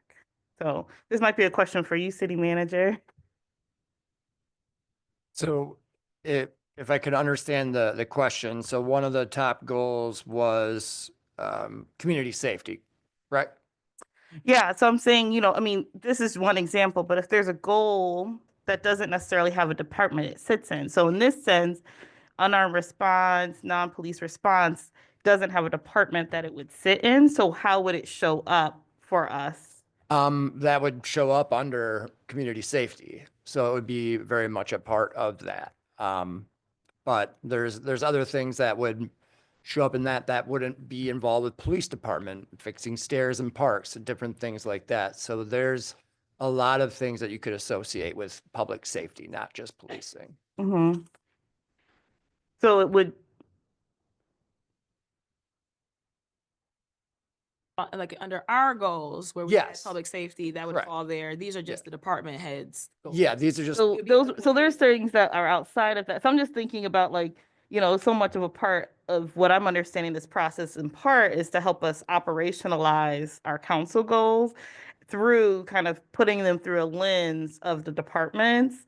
So that's why I'm just wondering, like, so if things are not categorized in that way, how do we make sure that we don't lose them or that we still are operationalizing them? So, I mean, that might be something that we have to figure out as we're thinking about them, but it just was something that like stands out to me in this example. yeah. So as a part of this, where council is going to determine, some budget priorities, and then during our budget process, we can put funds towards specific activities that council would like to see done, and we would try to fit them into those 5 priorities. That we Or 5 or 4, that we whatever. created. Yeah, Yeah. correct.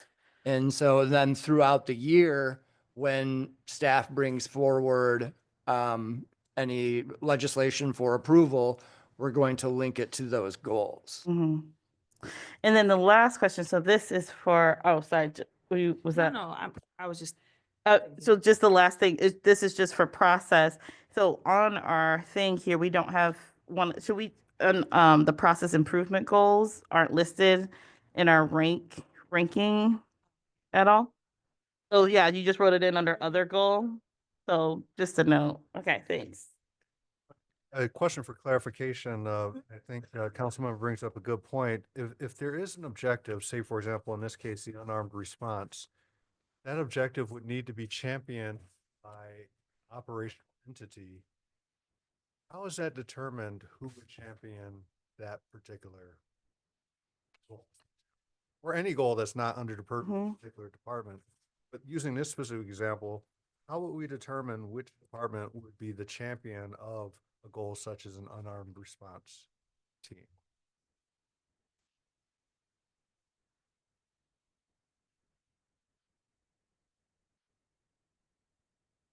resolution, asking the county for support regard to unarmed crisis response. So that's in motion. That's not within the city, work. And I think that as far as I know, that's why I was raising it. Cause I was like, I think that like there's different ways to think about it, or like where it would sit or could sit, what it looks like in other places. Once you get to the establishment or something like that of, some kind of partnership or anything like that. But in this in-between space, I'm not sure, I'm like, does it sit under the city manager as an example? So Oh, yeah, that's what I was gonna add with for instance, with the resolutions that were passed at our last meeting, that kind of sits with us and then the city manager until a process arises or a project or, something comes back, especially because we made an ask to the county. So I think those things sit with us until we direct the city manager to then execute, and then he will direct things where they belong, is what Yeah, so that in terms of, if we're just using this specific thing, unarmed response, we are asking another entity to begin the process to develop an unarmed response team. So what is that going to look like? In the resolution, I believe it called out for the city of Ypsilanti to be involved with the RFP. And probably we want to engage with other communities that it would affect. But ultimately, we bring it forward, and then if the county, the BOC, and the other entities that were requested agree to do this, they would kind of be heading that process. And then from there, we would be able to give our input. And then that would a list of criteria that say council wanted to move forward to whomever is developing that RFP, if that's something the county would want us to do, then council would select that criteria. And I think that was specific, this discussion piece is specific to the ask that we've made, but typically, if council decides we want to do something, we direct the city manager and or the city clerk typically, and then they execute it based on what staff need to work on what. And we usually have those conversations and give some consensus and feedback around that. So I think, this is very specific, like the unarmed response, but in general, we talk about legislation process we want to do, they execute, and our city manager is the person who enforces that. Okay, that makes sense. And Okay. if I could add one more thing, much of council's legislation falls in several different departments. So it's not just the city manager directing one department. There's a lot of different things that go into it. Say if it's a grant administration for a specific project, you have a person in community service or even DPW that would administer their grant. Then you have finance department lining up when we make payments or how we receive those payments. And then you have whichever department is over, say if it's a development, then there would be the community service again would be in connection with, and it's a brownfield, with the county for brownfield and different things. There's not just the majority of things that we do touch many different departments. And they all typically involve finance in some way. Yeah, usually. All right. Thank you. Mayor Pro Tem? Thank you. Oh. I had a question here about the volunteer group, whether that was from outside the department. You've already answered that. I'm curious to see what other roles they would function in. I have a question about the Guardian tracking. Oh, you said thank you as if you were done. No, that's not it. Thank you for the presentation, but I'm still looking at my paper and I see him walk away. I'm going, Oh, no, I thought that motion. no. was like- So with Guardian, how did we get there? Because I'm looking for software for lots of things. So I started looking through software for tracking for police departments, and I didn't find it. I found lots of other ones, but I didn't find Guardian. So when did we start using this? It's been online a couple months now. We essentially just started going to other agencies. What are you guys utilizing, for your tracking? I know what I utilized, in my previous agency, but we had a much bigger budget, so we had a lot of different programming. So I was looking for something that fit our needs, and that was able to be customized to, to fit a lot of things in one box. So this programming, we tried it out at a couple other agencies. We liked the functionality, and so we thought it'd be a good fit for the size of our organization, and it has so far. So this is a software as a subscription? Yep. And what's that run us annually? We initially paid what, 6,000? Not expensive. Okay. Yeah, so it's not a huge, bite. Usually the programming is much more expensive, Yeah. especially in public safety for some reason. Yeah. Saves us much more than it costs, Mhm. and just in staff. Totally does. Thank you. Thank Finally. you. Okay. Thank you for real this time. We get in, oh, may I? Yes, sir. Before we, thank you, Mayor. Before we get into the next one, I just want to scan backwards, just for illustration. We were talking about a particular example of an initiative, and that was the unarmed response.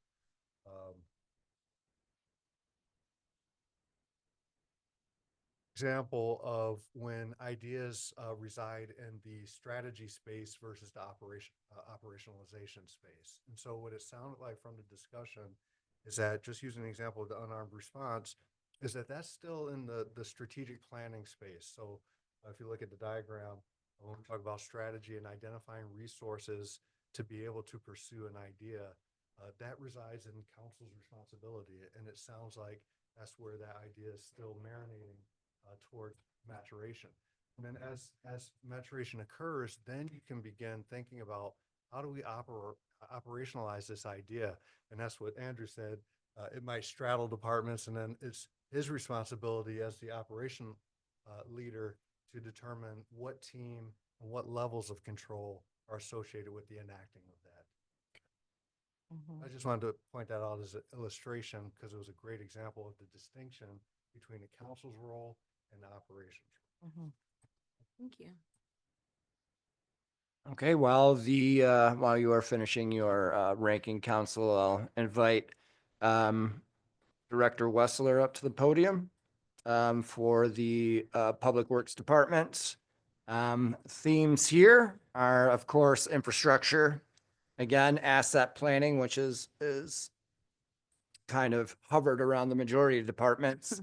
Maintenance, safety procedures, risk management, operational efficiency, services and communication. Of course, Bonnie has 8 themes. This one was rich in content. I was saying, there's so many boxes here. Okay. Yeah. Good evening, Director Wessler. Good evening, council. I just want to be clear, the Excel spreadsheet that I started with had 88 items on it. Oh. And Dr. Milner had me break it down to these.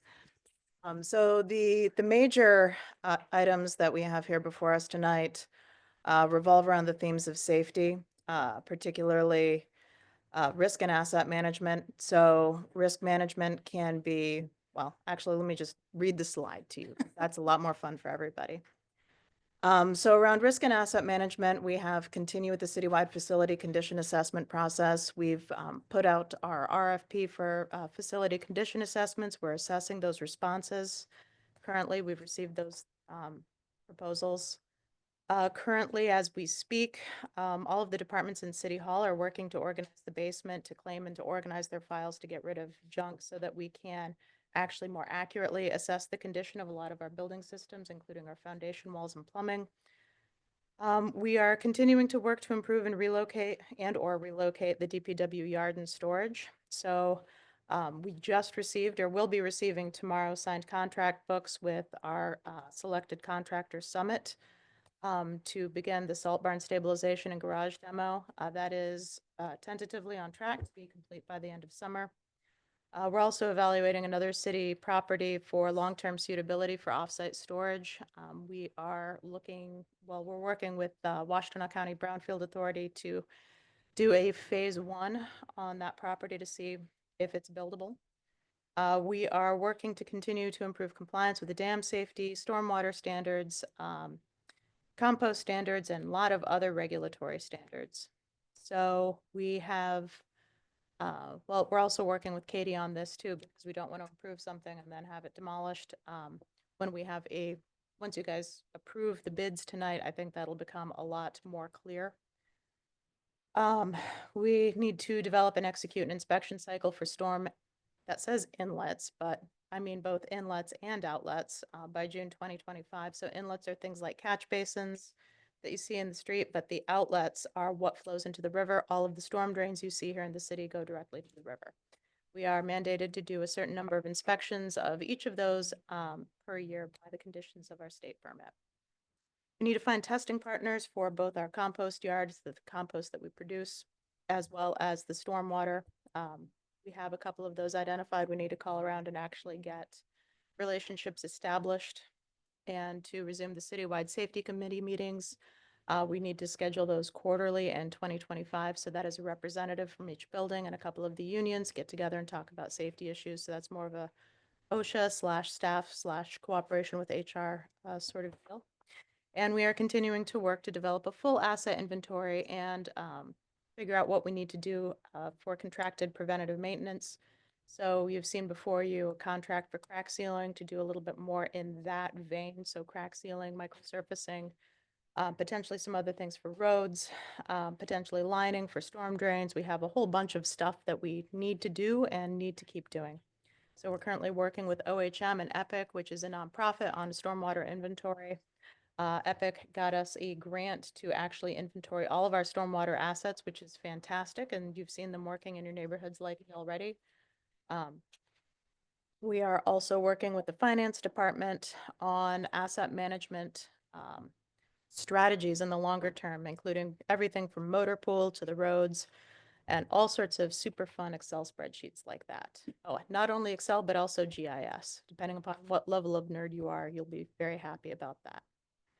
For operational efficiency goals, we are working with the union to reposition the department a little bit as more tactical and responsive.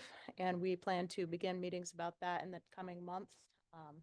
With the legal switchover, we delayed it from that December 24, January 25, just so that everybody could get settled in, get to know each other. And we need to look at the feasibility and possibility and budgetability of adding a fourth supervisor or a contract project manager for construction and facilities. Once we have the results of that facilities condition assessment, we'll know more about what we need. For communications goals, we did complete and send out the annual mailer. I believe, hopefully, you've received either complaints or compliments from your constituents about that.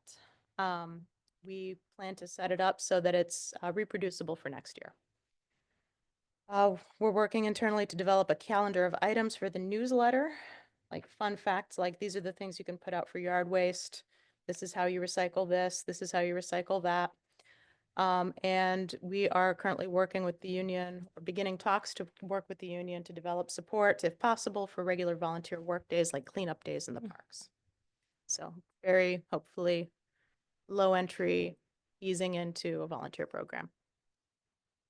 Thank you so much. I want to say at the last meeting, I did not remember to say this during my comments, but that mailer was beautiful. And then since then, have gotten such great feedback on that thing. Folks love it. It was beautiful.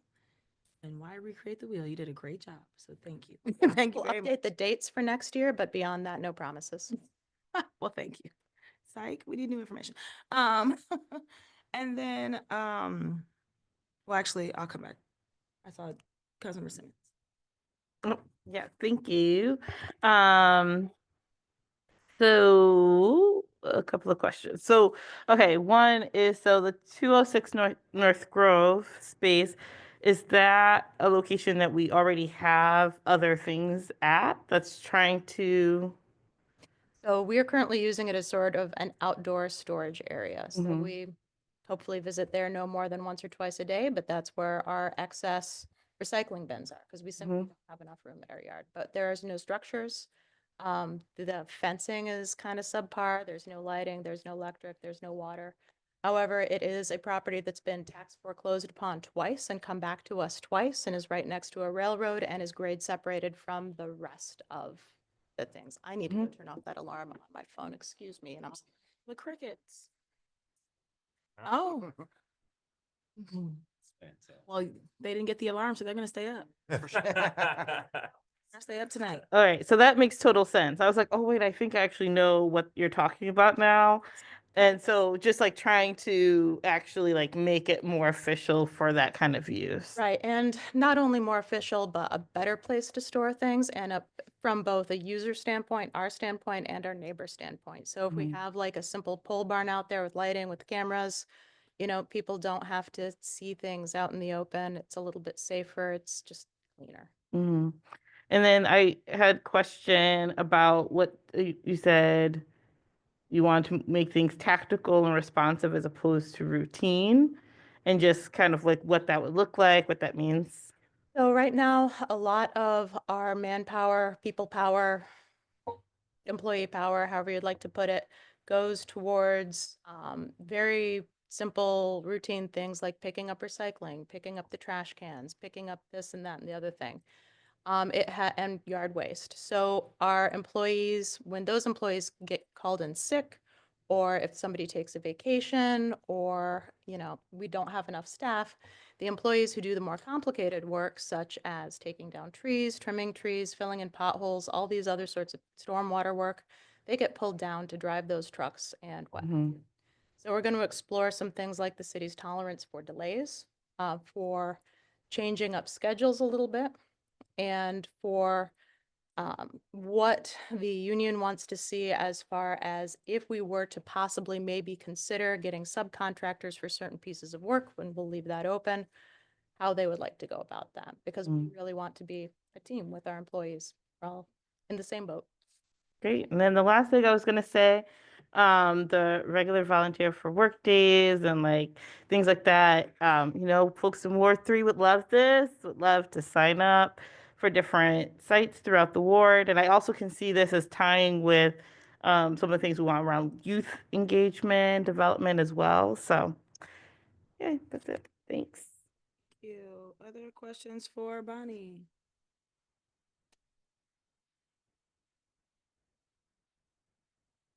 Yeah. I'm glad you're here to give this presentation. I'm gonna say thank you. yet. Ooh, this was- I'm happy to see all the stormwater initiatives here, and one of the questions I've always had is where are we with that, with the mapping? And we talked about We're in a scoping much it, better place. because at some point we were like 2%. I'm like, I hope we moved the needle on that, but sounds like the EPIC grant will certainly facilitate that.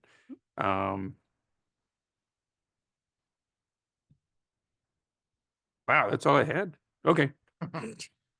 Nobody's asking any questions about trees. About what? Trees. Oh, because All right. I'm sure that's coming. He's right there. He's gonna ask that question. I am going to. Your turn, McLean. Thank you. Teed me up.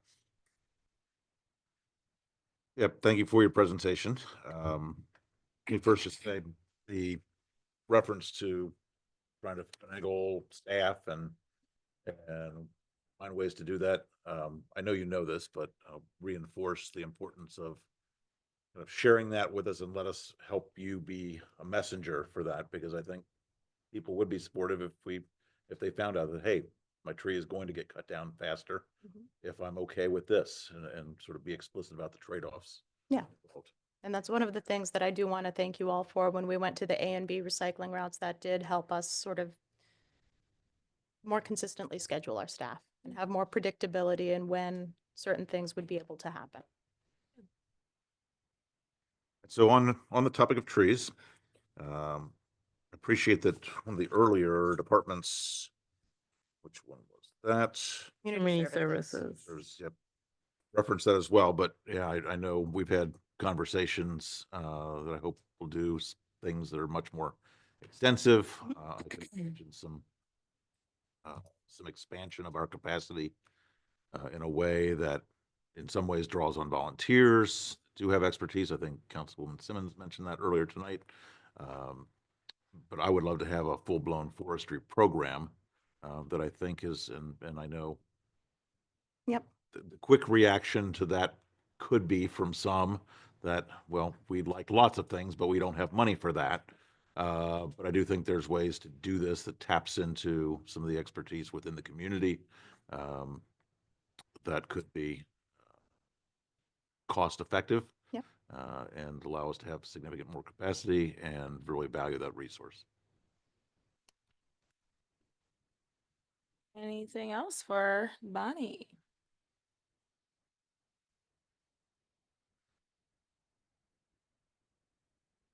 Oh, it's like I do.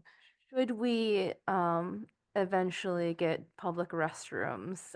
I guess staffing capacity for that would be something I would be That would be part of any future interested. programming. Community members did reach out to me about potentially getting a couple that in a public and private partnership.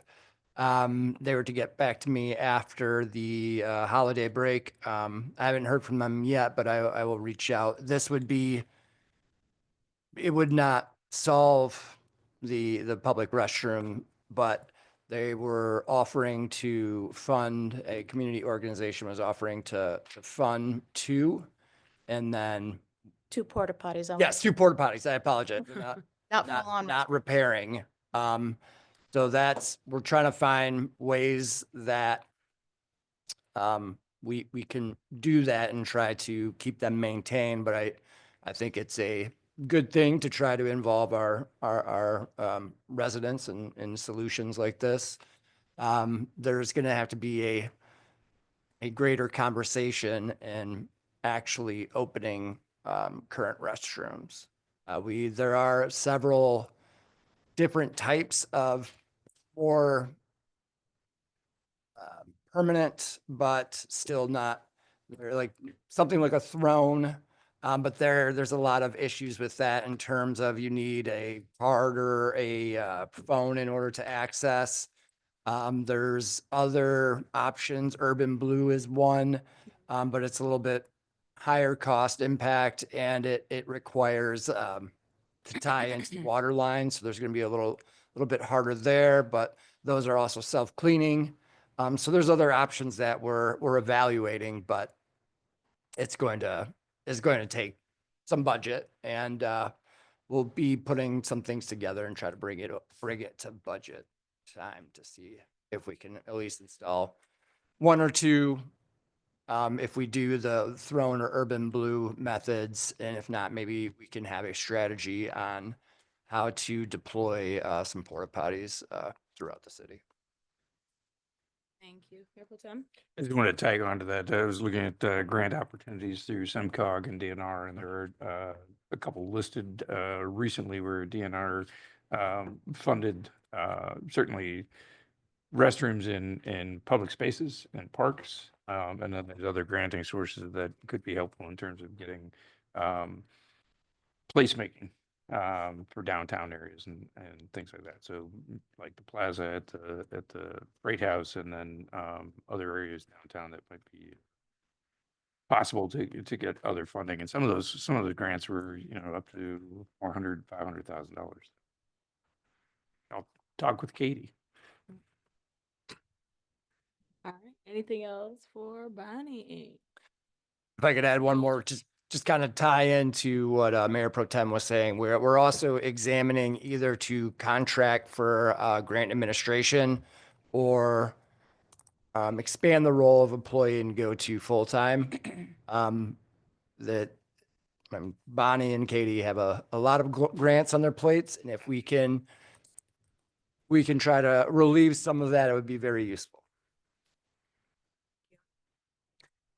All right, if there's nothing else for Director Wessler, thank you so much.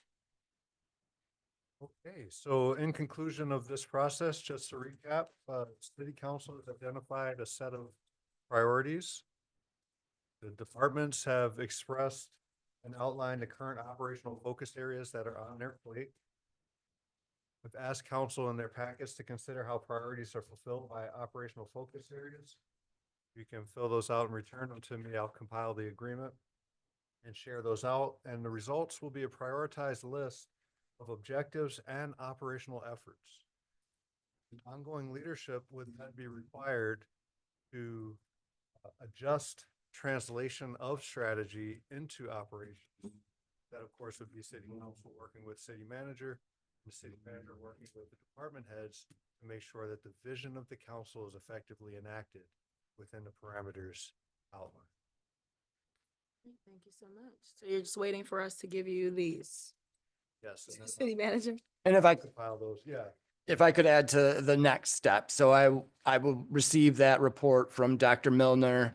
And from that report, I will, the highest finishing budget priorities, I will put into a resolution for approval. It will, the report will still exist and have the, all what was discussed and listed included, but it would be those 5 specific budget priorities. And then from there, during the budget, the presentation of the budget and things like that, council could bring forward budget amendments for specific projects or action steps to achieve a budget priority.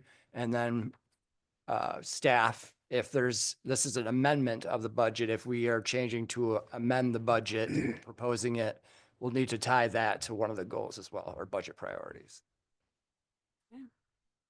Councilmember Fellows? Sounds like we won't be meeting with Dr. Milner again. Is that correct? No, we're done. All right. Well, thank you for your time. Thanks for Yes. facilitating. Yes, we're getting to that. Thank you so much. This was really, really good. And I think for me, the connections that were made between the operational and the strategy, this was very clean and clear. And I enjoyed this. So thank you. Tim? I just wanted to tag on to what the city manager had said. In terms of the budget amendments, we changed the rules recently to how that worked. And where the specifications for what those amendments would look like in terms of where in the budget the money would come from for those on a line item basis. And then a super majority to make those amendments. So just wanted to remind people of that. Thank you. You want to pass them in? Ah. Thank you so much. Oh, These back later? We'll get these back later or copies of Yes. our own, even yeah, our own. I'd like to see, yeah, because I wrote some So, notes on 'em. notes. Yeah, me too. Yeah. Thank you, because I would like my notes back. Oh, okay, good. I'm Yeah, sitting here. my name, yeah, everybody's name should be on it. Okay, I don't want to get you. definitely. don't. Thank you. Can't even read your hand. Okay. Next, we are at public comment. All right. Oh, it's 8:13. Okay. Not even 30. So we'll have a total of 45 minutes. We'll start with those who are signed up. There's no one signed up, so I'm gonna start with hands in the audience, and then we will move to Zoom. And when you please come, if you could state your name and address for the record when you get to the podium, and if you could speak into the mic, that'd be great. Good evening. Hi, how's that? Yeah. My name is Ben. I live in the city of Ypsi. I had a great public comment planned 2 hours ago, and it's gone completely now. I'm here. This is the second time that I've given public comment here. This time it's for the exact same reason. I was here almost exactly a year ago, and it also happened to be probably the coldest night of the year as well. So a lot of coincidences. Here to address the news from some of our friends who are camping on Water Street, that they will have to move, be evicted or swept by the end of the month. And I guess I'm wondering, is that true? Is that happening? I know that the CMH program PATH has been in contact with some of the folks who are camping there and have said, you know, we'll help you move. You know, we're responding to the request by who I don't know exactly for you to move by moving you somewhere else. And in case anybody doesn't know this, there isn't a place to move. There isn't a safe, legal place to camp. And so if the goal is to remove barriers to housing or to like deal with this in a humanitarian fashion, telling someone that they have till this date to leave their home, and if I know a few of these people have lived here consistently for over a year. We were here, some of them were here a year ago to talk about the same thing. That is completely at odds with at least what we're hearing. So I'd love for folks, if they know anything, to shed light on that. The result of last year's discussion that we had here was from you all was we didn't know about this, and that's not going to happen. It's great. I hope that that's the response that we get again tonight. Thank you. Thank you. And before we move on, I just want to just name again that there was a discussion on Water Street added to the agenda. So after public comment, after a couple of resolutions, that discussion will happen with the body. Okay, thank you. Any other folks in the audience who would like to address? I saw your hand first.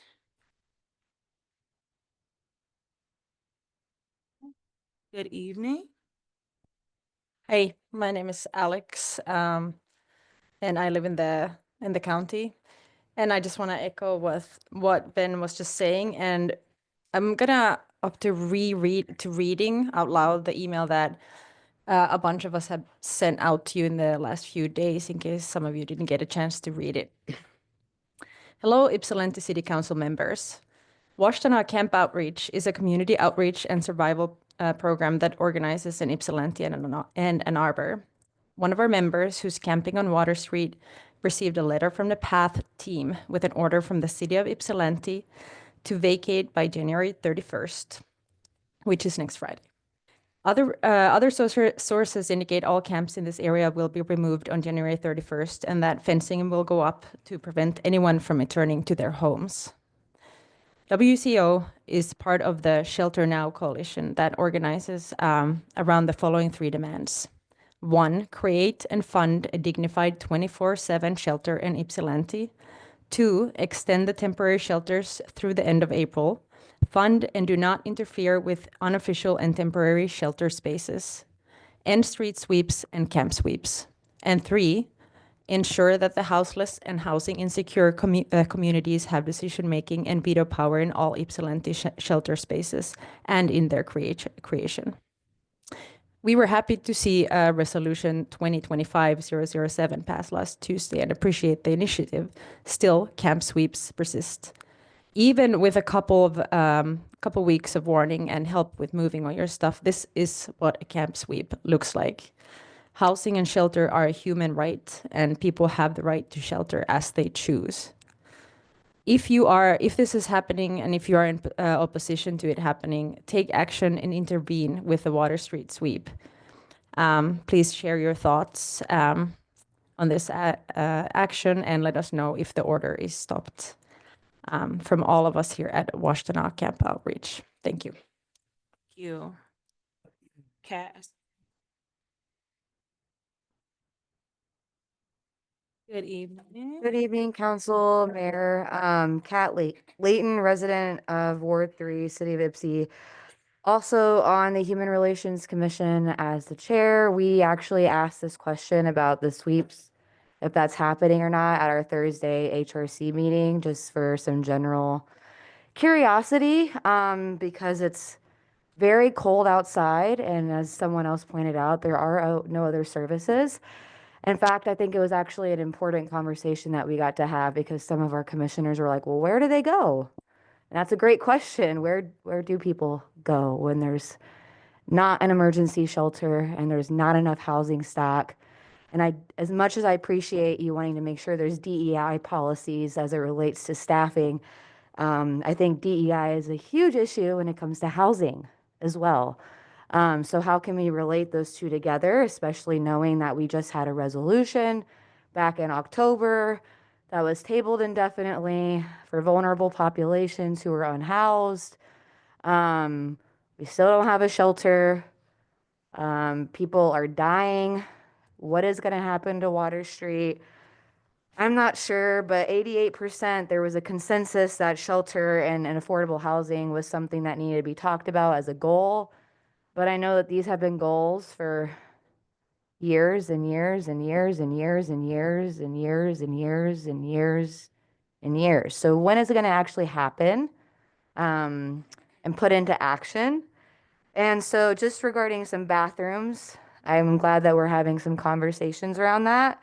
Something that I thought of that could also be a way to kind of fill a gap in the moment is maybe having some type of incentive program for businesses to opt in to allowing their bathrooms to be accessible for people.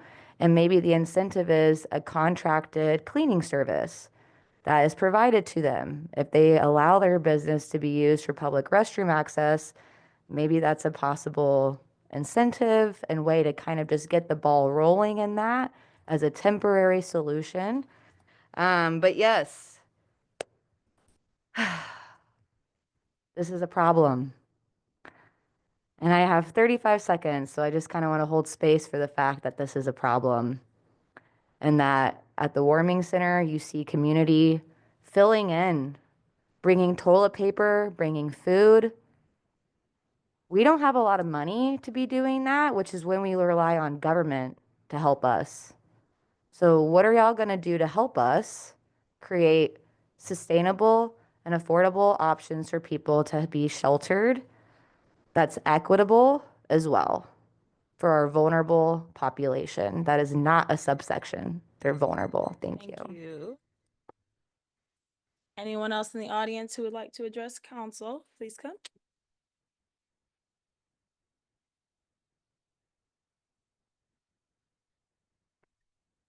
Good evening. Good evening. My name is David. I'm a Washtenaw County resident, and I'm here to speak out against the sweep that's set to happen on January 31st on Water Street. I support the demands put forward by the Shelter Now Coalition, which were mentioned earlier.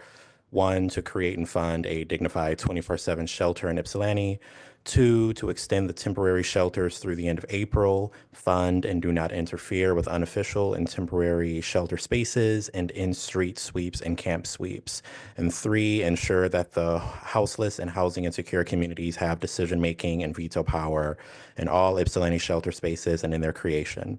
Housing and shelter is a human right, and moving people, especially in freezing temperatures and with no permanent shelter alternative in place, is inhumane, unjustifiable, and an infringement on people's right to shelter as they choose. So please address this. Thank you. Thank you. Were you about to come? Yep. Good evening. Good evening. My name is Lindsay Kulka, and I am a resident of City of Ypsi in Ward 3. I'm here with Washtenaw Camp Outreach to the same things that have been said before, everything I agree with.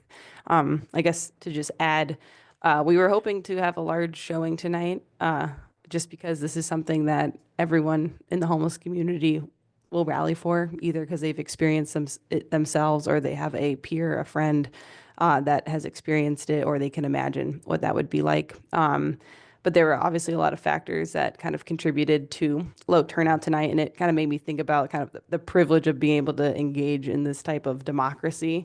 The meeting, which was normally at 7, was moved up, which then, we had to hustle. Lots of things were moved around so people could get here at 6, and then it was extended, which I'm not going to belabor that point because I know you guys tried to move it. But it's kind of a hairline of whether people can come and share their voice and their opinion with you all. And it kind of just constantly feels like the needle is being moved away from making that more and more accessible. On top of that, today being like the coldest night ever, people have to, if they're gonna utilize the emergency shelter spaces, either have to get in by a certain time. There's a capacity that they need to get there to make sure that they get their spot, or they're relying on transit of some kind to get there. all of which that like we had to divide and conquer. There are people that were planning to be here tonight that decided not to because they needed to give someone a ride to a motel so that they could be inside tonight, either with crowdfunded dollars or emergency money from the county. So yeah, it just is, I hope that the small turnout you don't equate that to not a lot of support, because when we thought that this meeting was canceled, we immediately are organizing to defend the camp come Friday, which that if we have no choice but to do that, that's what we will do, because yeah, we are willing to take that risk because yeah, these are our friends, these are our comrades. Their housing is going to be taken away, most likely for some sort of construction project to happen in 6 months. It's always this coldest week of the year, and yeah, we're not going to let it happen. We don't want it to happen. We hope we don't have to do that. We hope you agree with us. Thanks. Thank you. Is there anyone else in the audience who would like to address council? Please come.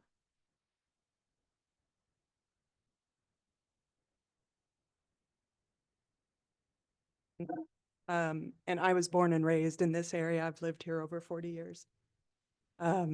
Took about 10 years off and was elsewhere, but I'm not near as eloquent as my friends in the back or near as knowledgeable about our community.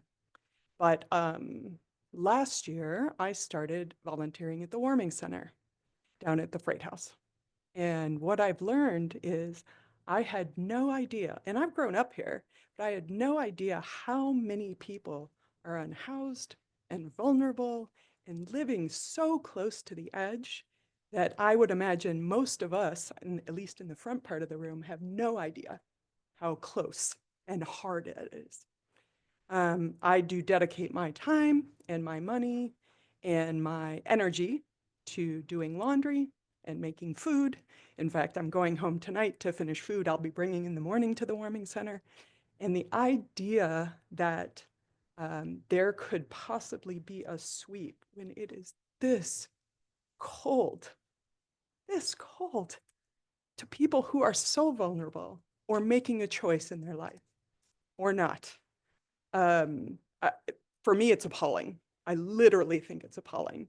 And so I really hope that A, it's not happening, and B, that we can come together as a community, not only as City of Ypsilanti, but in Washtenaw and Southeastern Michigan, and say, what can we do for our people, for our vulnerable family and friends and community members who need us more than lots of people? What can we do for them, and how can we help solve this and come up with some affordable and fair and equitable housing for them, right? We all deserve that. Thank you. Thank you. The audience who would like to address council? All right. Good evening.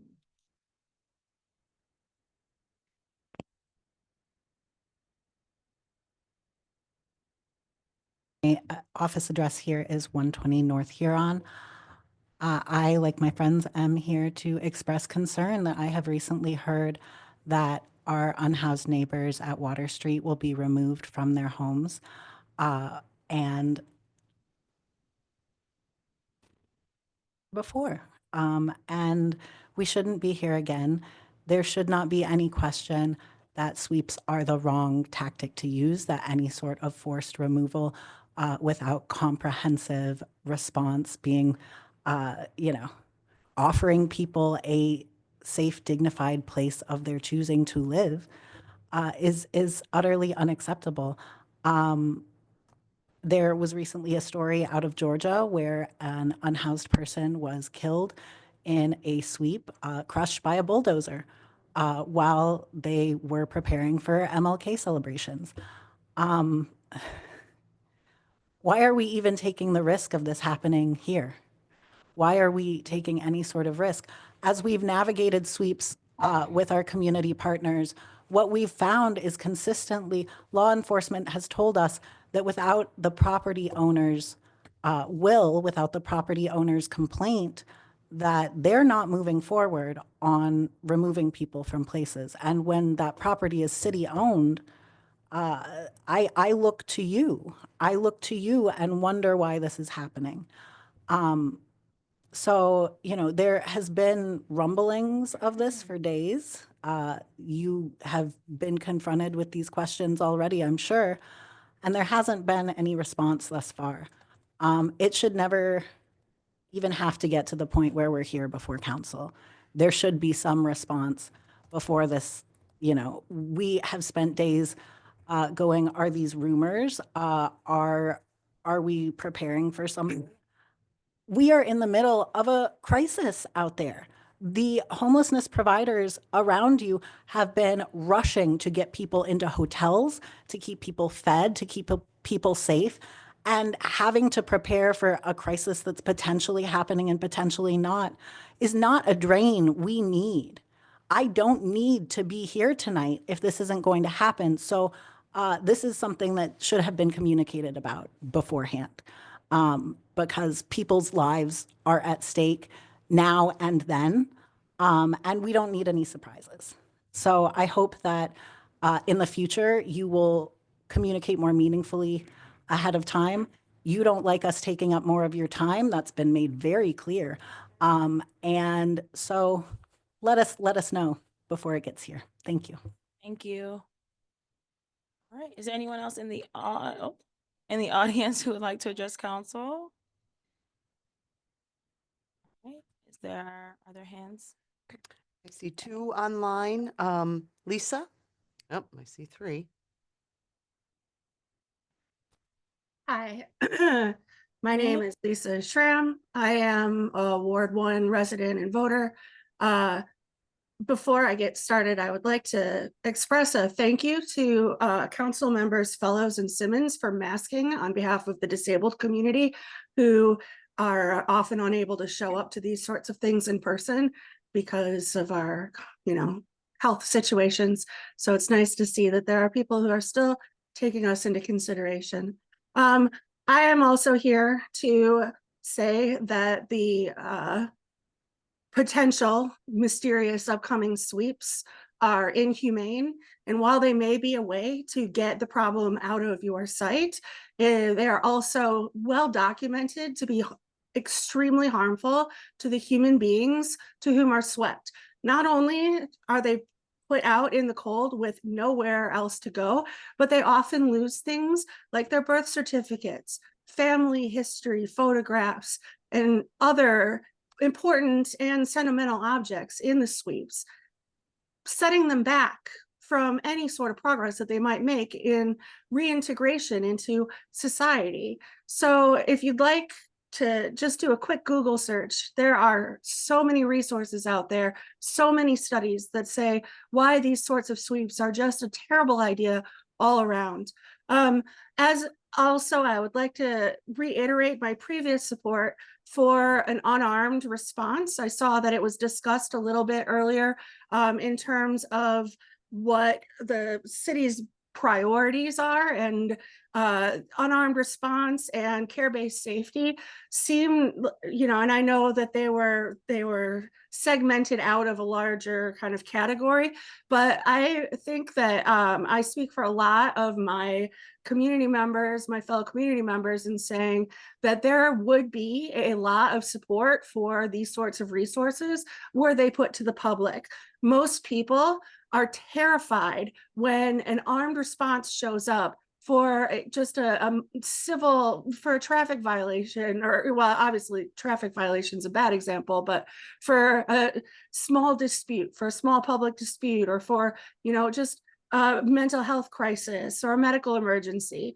And so I am here to reiterate the need in our community for such things. Having lived in places where such resources exist, they're well utilized and have a really high approval rating from their communities. Thank you. Thank you. Next. Jen? Good evening.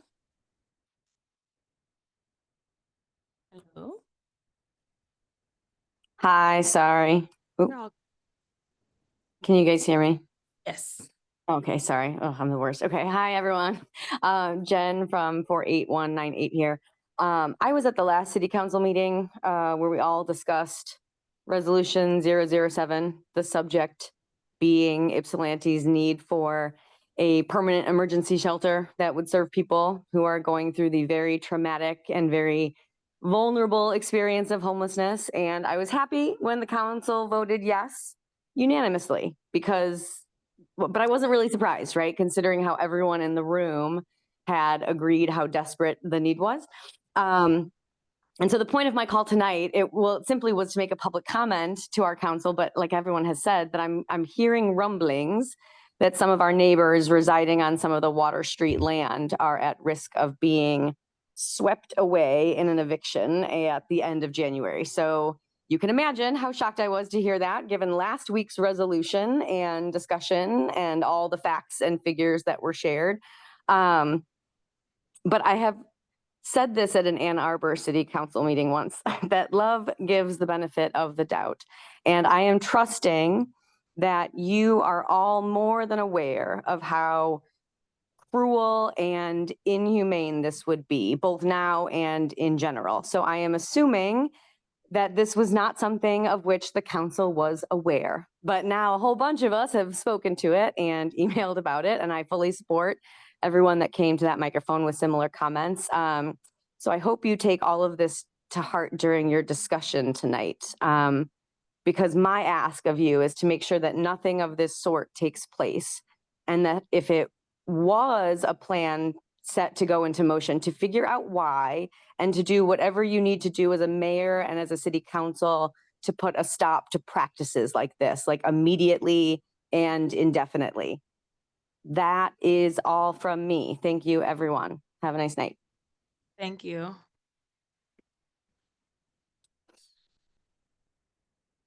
Ann Arbor Public Power.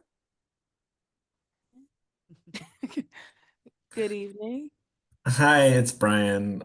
Sorry, I don't know how to change my name on this Zoom screen. This is Brian Geringer, gerrymander part of Ward 1. Greetings to everyone on the coldest night of the year.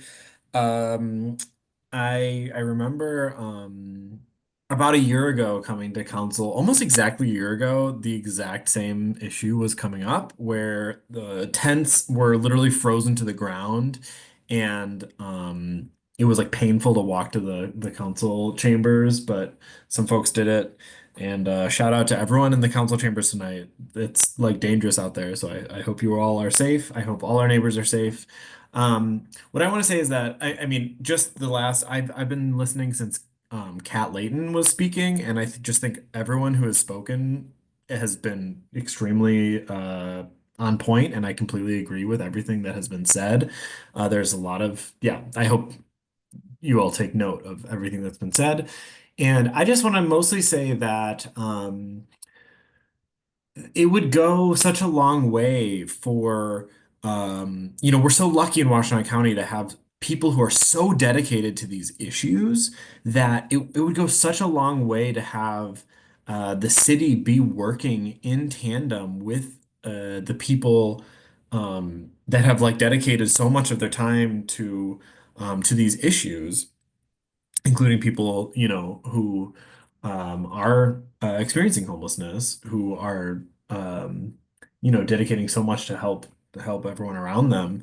Um, and I think there's just a real sort of like sad miscommunication that's happening where like these plans get made, and I actually don't think I agree with Jen. I don't think they're like, trying to do harm, but the result is harm. And the result is confusion. And the same with like whoever was talking about the public comment timing. It's like we can all work together on these things and so many better outcomes would happen. But instead it's sort of like all behind closed doors, or like, ideas are hatched and people are trying to, I think, assuming you're trying to do the right thing, and it just misses the mark, and then everyone is left sort of mad at each other, and in some cases very um put in harm's way. So that's all I gotta say. I hope everyone stays warm. Thank you. There. Yes. Teresa Allen or Sharisa. Hello, everyone. I want to say just thank you very much. This is a little late, but I am the president of Women and Men Working for Change, and we have our annual Christmas dinner in the community on December 23rd every year. And I want to give a shout out to Councilman Tucson, Councilwoman King, Councilwoman Simmons, and our mayor for taking time out your day during the holidays and joining us as we make sure our community is fed, is having fun, has a hot meal during that time. It was a great turnout, and we, Women and Men Working for Change, we really appreciate you showing up for us and supporting us in all that we do. Thank you, and stay warm. Thank you. Valerie Brown. Good evening. Yes, good evening, Council. I am concerned that the issues that have been brought forth, specifically about a camp sweep, is concerning because what I'm hearing folks say tonight is stuff like they're going to be moved from their homes. And, in thinking back on the numerous meetings that I have attended, I've often heard conversations around Water Street. And the reason we were having these conversations is because that parcel of land is not clean. It's unsafe, right? And so if we have a group of people who are trying to advocate for members of our community who are now maybe presently unhoused or have no place to live at this moment, to push against these, our residents, our friends, and our community members moving elsewhere, it's concerning because for me, it's a health and safety issue. We're trying to force a group of people to stay in an area that is polluted. Why are we trying to do that to our friends and community members? We should be, I think, working with council, working with the county, working with the township, not only coming to city council meetings, but going to the township and speaking to the members there about a possible solution for the problem we face. But for an organization, WCO, to come before council and ask council to make a decision that bears on health and safety for our friends and members of our community, that's asking a body of people to do something that I feel is totally against our friends and community members that we are claiming to support. Because number one, when they live on that land, they're open to every and anything. Some of the things we don't even know right now. And so there's a need to mitigate the problem, clean that place up. And I do not believe that anyone should be advocating to keep our homeless population, our friends, our community members in a space that we know is unsafe, not clean, and it's not good for anyone to even be there, not to walk, not to live, nothing. I would not ever Your time is be. up. Thank Sorry. you. Thank you. Is there anyone else? One more. Okay. Emily?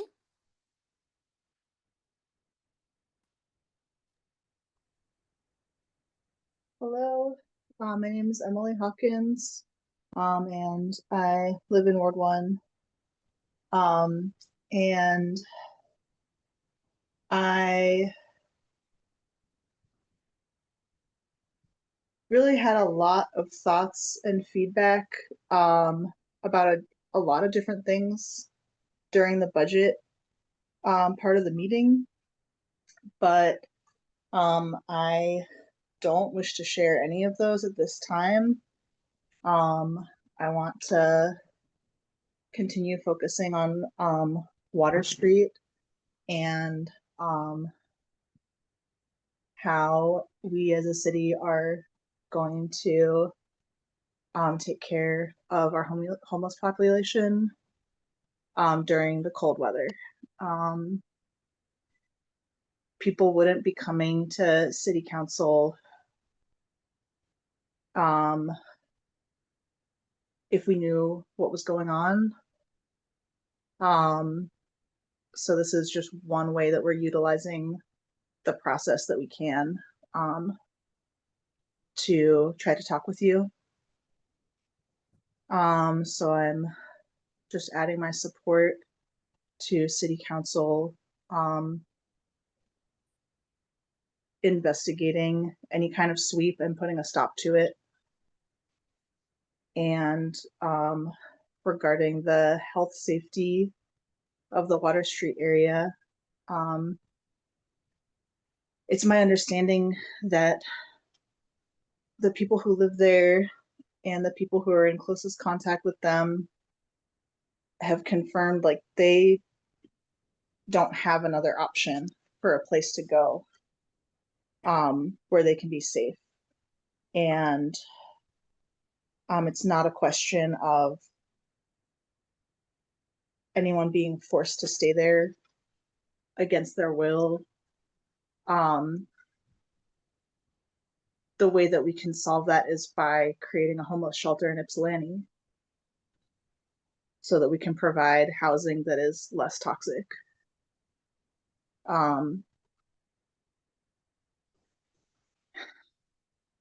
And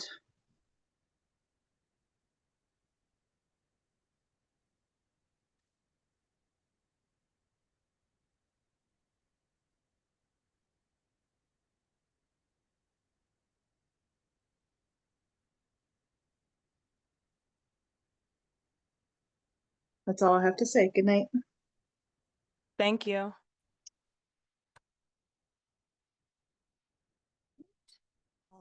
Okay. Well, Thank you all. thank you so much, and we'll close public comment. Sorry. Okay, so Councilmember King, you have our first resolution. Resolution number 2025-010, resolved by the Council of the City of Ypsilanti that the minutes of the January 7th, 2025 City Council meeting be approved. I so move. Moved by Councilmember King, Support. supported by Councilmember Tucson. Any updates or questions about the minutes?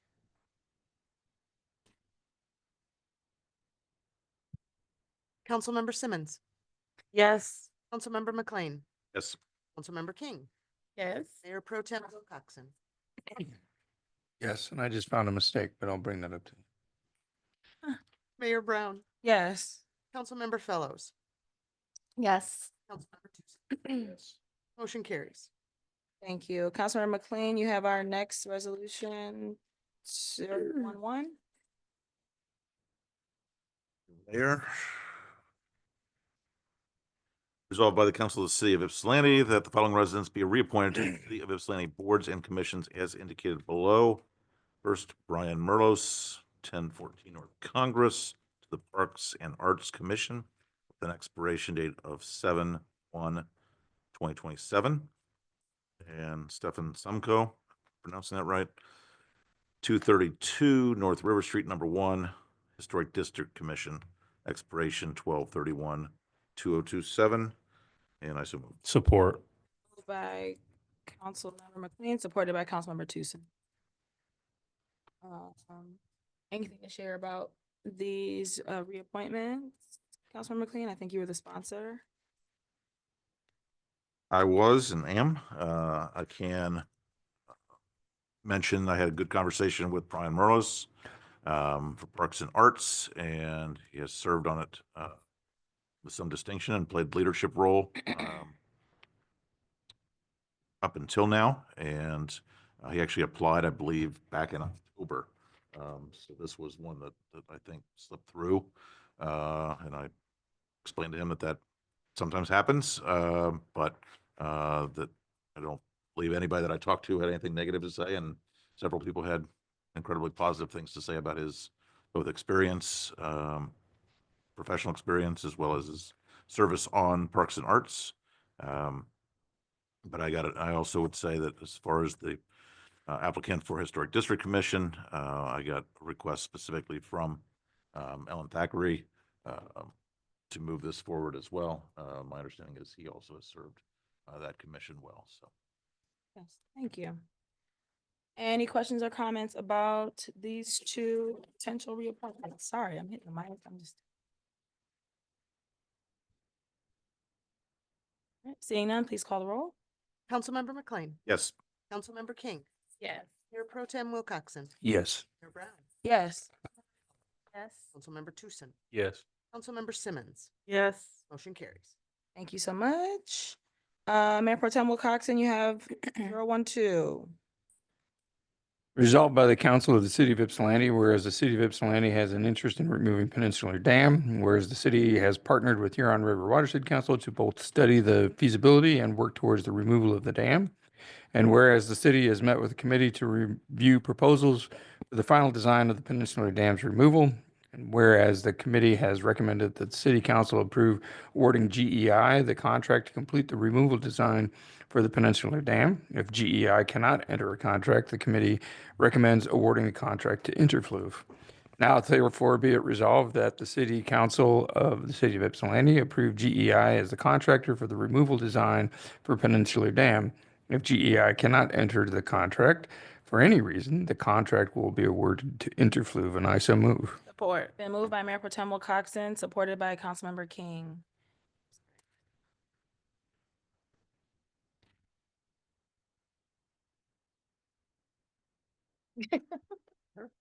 Good evening, council. So yes, GEI, I included the tabulated scores. They are not the lowest bidder. They are, however, what the committee believed was the most qualified. Also included an additional, what I included in the RFL, 1,000 hours that would include throughout the entire removal of the dam of hours of consultation with us for throughout the removal. So that was important to the entire committee. They felt like that would be useful. I feel that it would also be useful.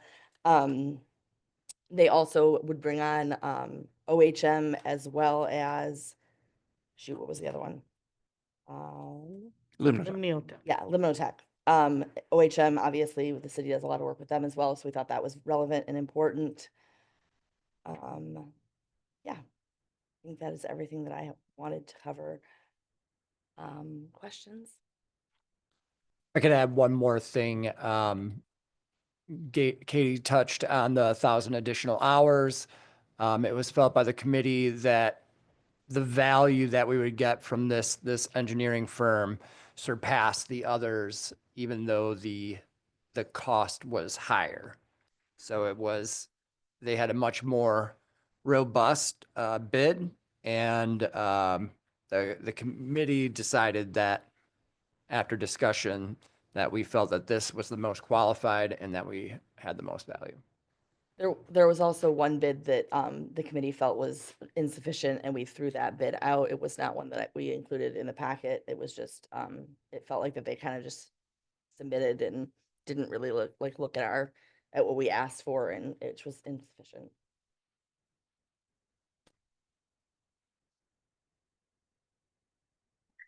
So the main question I have is just the anticipated timeline for the project.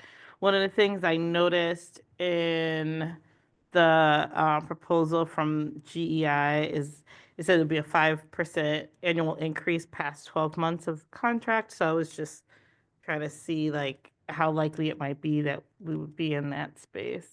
Beyond 12 months of the contract. So I believe that what we anticipate for is over the next 3 years for the removal. And so that's what we anticipate for the full removal of the dam. So then like the contract would be for the 3 years, and then it would be past that there would then be the 5% increases. Right. Okay, thank you. McLean. I want to make a quick note to thank the Mayor Pro Tem for all of his work. here as a member of council.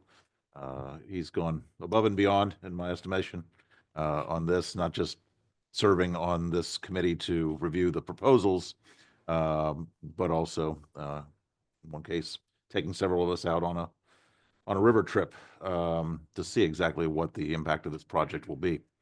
So I think feel like it's been in good hands, and appreciate his stewardship. Thank you. City Manager. If I could add on to that, Mayor Pro Tem has been working on this longer than any other elected or staff members. So the staff members have changed, but Mayor Pro Tem has remained the same. Dedication. I think speaking from the staff perspective, we appreciated it. Yeah. Yeah. Like this is his baby. Yes. Yeah. Just wanted to thank you for that. I have seen this the staff change on this, and I want to commend both the city manager and Katie, especially in terms of the hard work they put in on this. And I have to say that I don't think this would have come to fruition in this timely manner without your input. So thank you very much for that. In terms of the scoring, we had two proposals that were very good. One we disqualified because I could have written that proposal. That's where it is. The other one was the highest bid. Didn't have direct access within the state. It wasn't as present.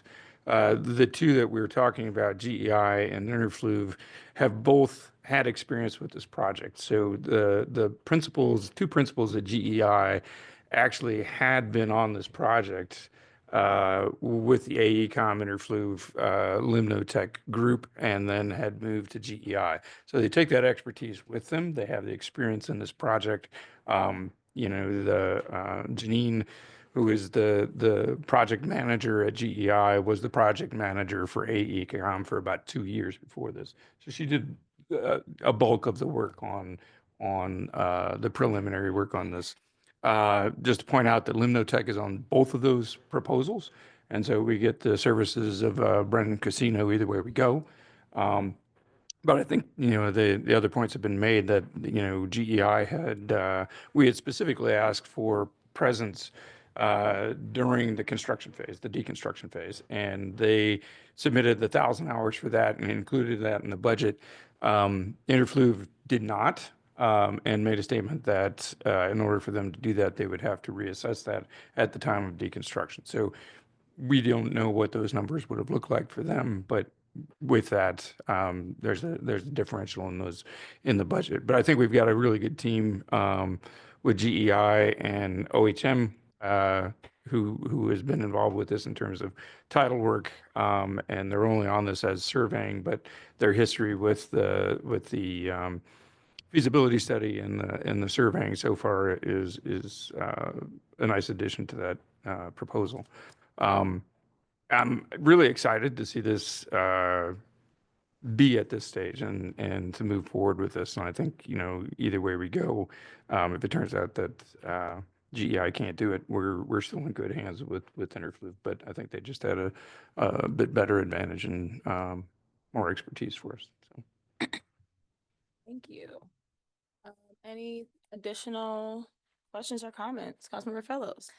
More comment, I just appreciate this type of project coordination between council and staff. I think we should have more council members working with staff on some of these bigger projects, so higher amount of collaboration. And I do think we should have more community input and collaboration on some of the things that affect community as well. So I'm just notating, I like that this happened because I don't have time to read through 100 pages of engineer proposals. So if you advocate for it, Steve, and there's some level of trust there, your perspective, then that's helpful to making a good decision moving forward. So just notating, this is preferred method for doing projects. Thank you. Some light holiday reading. Yeah. I read some. Yeah. But the jargon is real. It was. All right. Any further discussion? Thank you, Katie. Thank you, Katie. Thank you, Steve. Clerk, please call the roll. Councilmember King, Yes. Mayor Pro Tem Wilcoxen, Yes. Brown, Yes. Councilmember Fellows, Yes. Councilmember Tucson, Yes. Councilmember Simmons, Yes. Councilmember McLean, Yes. and carries.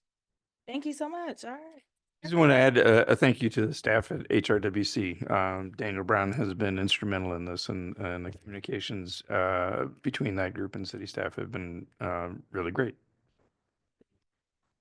All right, we are at our discussion around Water Street. Councilmember Fellows, you added it and you gave a very nice long title that I did not write all of it, but I can repeat. we're at the discussion.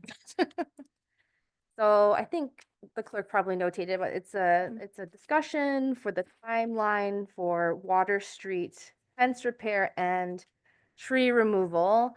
And I was specifically named it this because I think this is where some of the center of some of the issue and discussion is. And also I didn't want to use inflammatory language that could potentially,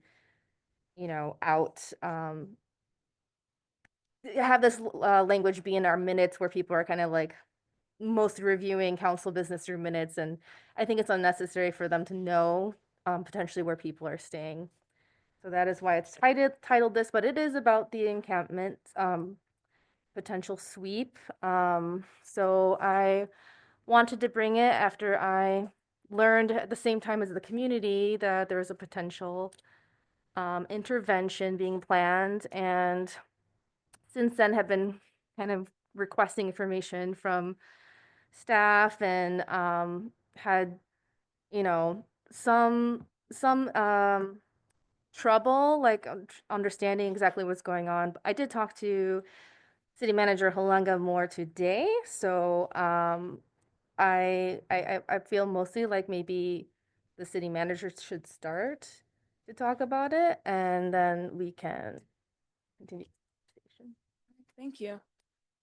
City Manager? Yes, hello, council.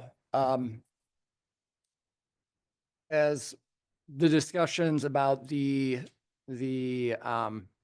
contamination and remediation of Water Street have been occurring these past many, many years, the intent was always to remediate the spot for development.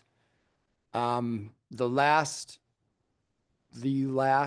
presentation of this was in the beginning of November, in which AKT was here and discussed the pathway forward to soil removal and remediation of the site for development. In 2016, following the completion of the border-to-border trail, the EPA and Eagle required that the city close the border-to-border trail until it fenced off the DUR site because of its high level of contamination, and it couldn't be located next to a recreation spot. So we had to close the border trail until the site was fenced in. Following that, we've gone through other testings, and we were receiving a grant from both the state and from the federal government in order to complete the remediation.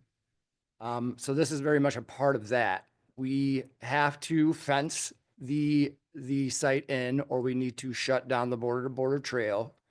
And we need to begin to remove the trees to prepare for the remediation. When this was discussed last year at a meeting, it was brought up that it was very cold, and it was. And then we delayed removing anyone or waiting until the spring so they had the ability to remove their things.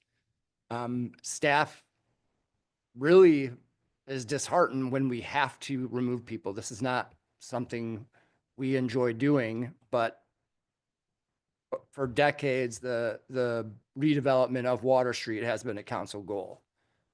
There are other encampments in the city, which the only thing we do when we hear that they are there is we send the path team to offer services. So we are at a point that we need to remove these trees. So when we do a bid for our RFP for soil removal, we can tell the bidders that it is a clear site. So if in speaking with the environmental firm, if we do push this out a little bit, it cannot be for that long, or then we'll have to adjust the RFP and it will cost the city more. And also we would probably have to shut down the border trail until it is fenced in. So the plan was to remove the trees, fence it in, and then when following the RFP, the awarded bidder will have a clean site to begin soil removal. If we push it out or council determines it would like to pay more, I don't know exactly how much it would be to remove the additional trees. Again, the trees still will need to be removed. So this is, unless we shift policy completely and we government and the state that this is going to be ceased, which I imagine we would owe the state money and then we would miss out on the $3 million from HUD. But this has been a very open process from the beginning to redevelop this site. So if this is no longer the intent, we would need to know.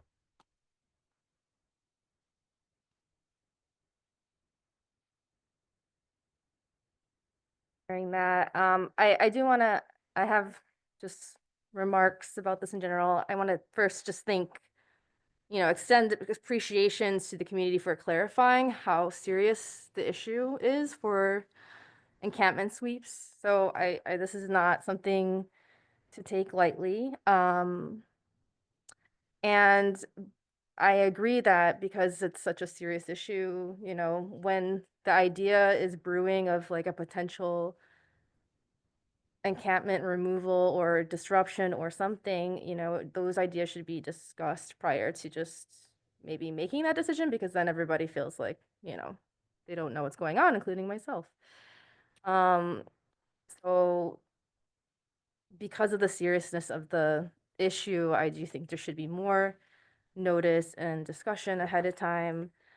And so we don't have to be making decisions under the gun or advocating in a place of weakness because it's like, well, the contracts are due, so we just got to do it. I did ask the city manager to talk to AKT Peerless about potentially delaying the fence repair and the tree removal if we can get a couple months of delay. So I am curious to hear if you heard back from AKT Peerless about that. I've not heard anything further. There's potential. We can reach back out again tomorrow and say, when exactly can we wait till? But I mean, if it's March 1st, I'm not entirely certain what that will do. There'll be additional time for people to remove their things. We definitely don't want people to lose their belongings, but the fact is still, like, we will need to remove the trees and we're removing the soil from the site. I also spoke with AKT today that due to the levels of contamination, there is no other strategies for remediation that we can do.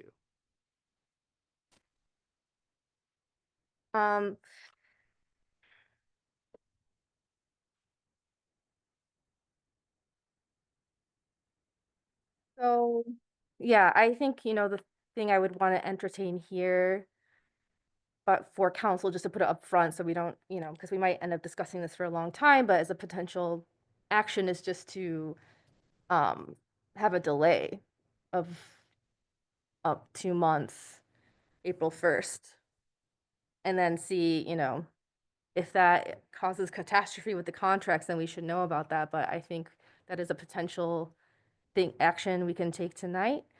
I'm sure there's other things as well. But, I am glad that someone brought up, I think it was KJ brought up that, there was an encampment sweep in Atlanta the day before MLK celebrations, resulting in someone being crushed to death by a bulldozer. So, these sweeps are catastrophic. And, I've haven't had to live in a homeless encampment, but I have been displaced as a renter multiple times, and usually it starts off with you got to get out by the end of the month. And we go into negotiations, and I buy 2 or 3 months because that's really what it requires to be able to relocate safely. So I just don't think this timeline makes any sense personally. I also am just philosophically against encampment sweeps. So this is where I am right now. I would like to negotiate a delay. If anybody else wants to talk about that. Councilmember Simmons? Thanks. So I have a couple of questions and comments. So it sounds like, so we're waiting to hear back from AKT. Were they the ones who were putting up the fence or repairing the fence? Is AKT doing that, or are they giving a sense of when the RFP for the remediation needs to go out? AKT is doing the contract with the tree removal because it will need to be a specific manner in which it's done as a result of the contamination. So they would be handling that. We've spoken to fence companies to basically fill in the gaps that have been created over the years to properly fence it in. But when the trees are removed and it's fenced in, it'll be easier to see into the site once soil removal begins. And so the reason I was trying to get a sense of that was to think about when we plan to put out the RFP for the removal and how long in advance of that do the trees need to be removed? We were releasing the RFP relatively soon.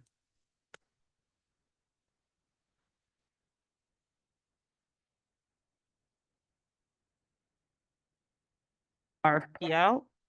Right. That we need to put the RFP out, I'm told. Need in terms of, because it's within a certain range? We have to expend the funds in a certain fiscal year. In terms of detail, I would ask staff to come out. Mm-hmm. We're notifying EPA of our cleanup plan shortly, like in the next 20 to 30 days. And then we have 60 days to hear back from them about whether or not our plan needs to change, our cleanup plan. Once we've gotten approval, then we release the RFP back to us. So we have a certain amount of time to get to them, and then might be up to 60 days. There is 60 days that they have to get back to us to tell us whether or not we need to change our cleanup plan. Because they could get back to us with it before that 60 days. Sure, yes. Is that not likely? Yes. Yeah. They could get back to us within 30 days. Yeah. I doubt they will, but yes, they have up to 60 days. And so at that 60-day mark is when we can release the RFP. And then once they get back, is there a time in between that and when the RFP can go out? Sorry, say that again. So there's I blanked out. No, I know. It's like, so once they get back, let's say they get back, it's their full 60 days. Is there a time between that and when the RFP needs to actually go out that it's still within the time limit for when the funds need to be expended? There's not it's not a funds thing. It's just this clearance period time. Yeah, it wasn't a funds thing. It's Mhm. the EPA clearance period. So this is the EPA 60 days. Yep. And then the city, what did you say, 20 days or something for the? So it's actually just us getting a meeting with them to present that plan. To present the And plan. that is getting scheduled. Like our contact at AKT is reaching out right now, and I don't know that it may be on my calendar. Mm-hmm. Double check. I And believe it is. What is the timeline to spend the HUD funds? 2029 is HUD funds. Okay. But the MEDC funds that we're actually doing the excavation work is the end of this year. It's it's December this year. Like we're doing excavation work this year. Yeah. So like that's actually the rush, right? Yeah. Is that like excavation work? We're not using the HUD funds for any excavation work. And can the So we have to do any of the like the removal of soils has to be used for the MEDC funds, so it has to be done this summer. Mm-hmm. And then is it possible to, you could set out the plan of we're going to remove these trees. Is it possible to have the RFP go out while the contract for removing the trees? Can those things happen concurrently? So you get the plan, approved. We know that this is what we're going to do. What we heard back from Scott today was that it would be more expensive to do it that way because during the summer months is when everybody's doing tree cleaning or tree clearing, right? Like that's when everybody's doing all that work, and so it'll be more expensive. Yeah, if we wait all the way until the summer, but even if it's just like early Problem is I can't spring. give you a number because I don't have the RFP. Yeah. Right, and so I have no idea how much more expensive. Yeah, I we're just not know sure. More Like, expensive. yeah. Mm-hmm. Right. Yeah, because there could be like some even though it's like the time, but then it's like, like how miserable is it to be outside too? Right. So, there might be a sweet spot in there. But, so it sounds like, okay, like waiting too long, really, we know that there's going to be a price up because everybody's doing something, but there might be a possibility of waiting some time, and we're trying to figure out what that range is. Exactly. The other question I have is when thinking about, there's a couple of kind of contingency pieces or things that I heard, which is one, if we don't fix the fence, that the trail might need to be closed. And I just wanted to hear a little bit about that process and how long the trail would need to be closed for. My understanding is until we fix the fence. So, Mm-hmm. so this is all a lot of my misunderstanding. So the EPA, correct, is who made us put up the fence because of the contamination that's on the site. And so because we're using the trail for recreation, the fence had to be up. The problem is the fence has had such deterioration, we're actually out of compliance. And so I've been working to try and get a contractor out. The problem is because of the site's use, the contractor isn't able to give us an appropriate quote to get it fixed. And so we kind of have a little bit of a like chicken and egg situation to figure out how to get all of these pieces sorted out, right? And so that was part of clearing the site to get the tree work done, to then get the fence fixed, to then get the excavation work done, right? Which is sort of how we got to this, like get this done, then get this done, then get that done. If that makes sense. Yeah. So the other thing I've been thinking about a couple of things, which is as part of this process and thinking about, our partnerships and things, it makes me think about what options there are in support for storage, displacement support, which I'm gonna come back to, and then also support for maintaining intact gear. So that was something that I've heard folks having concerns just about trying to remove gear at this time, which we heard, a year ago too. And so that was something in terms of whether someone would be there. So if things are being removed, that could be making sure that things remain in good order and then also stored.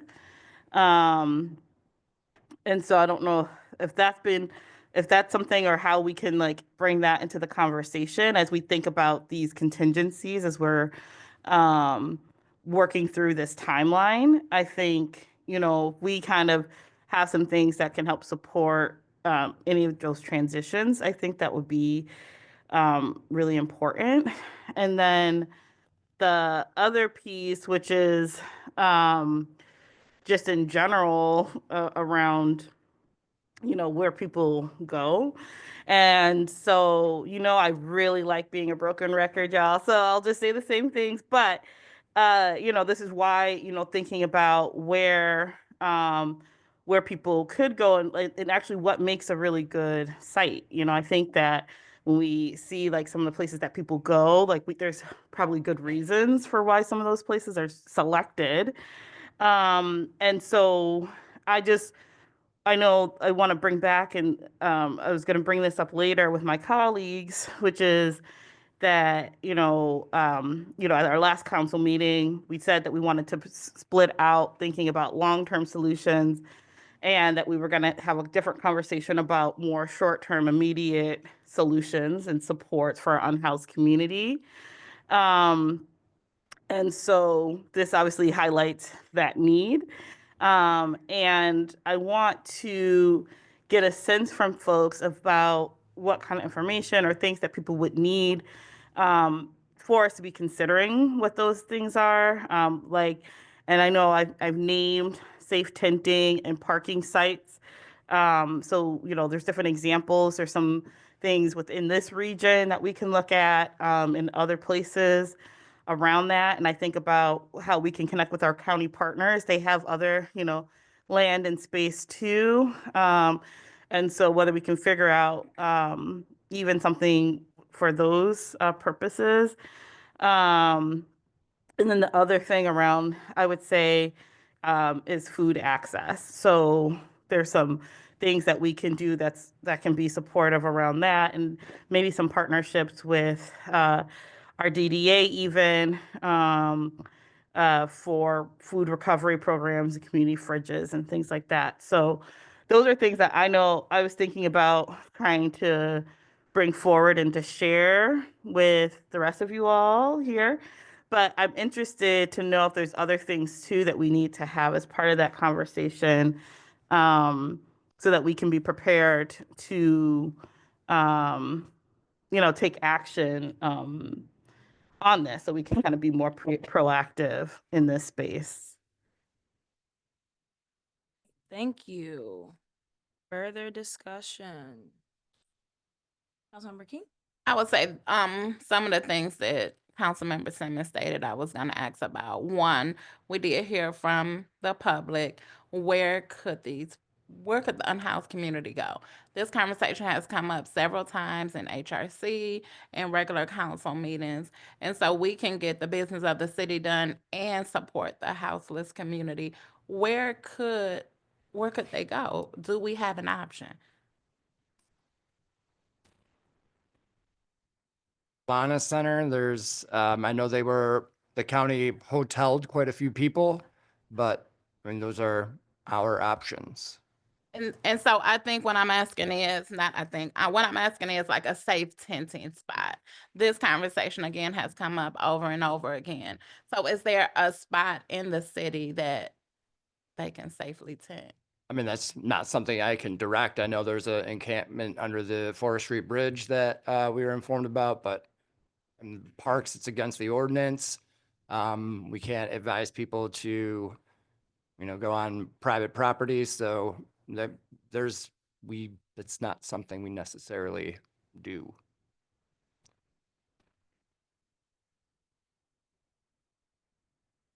Councilmember Simmons? Yeah, I wanted to mention this before I, just in terms of thinking about the contamination of the site. And, I know we had a public comment with that concern, and I totally understand it. I think that we just have to recognize that we're in a situation where there are impossible choices that people are making. That site has, and that, people are dealing with different concerns. So there are different levels of concerns in the moment. And so, I think that if there's choices of, places to be that are not contaminated and where you could have different kind of services there, that's, things like access to a bathroom, hand washing, in a place where service providers can provide services on site, then I think that those things are all better than where we are now, you know. But I just want to say, like, I recognize that concern, but I think that in lieu of other options, this is one of the things that people are taking up. And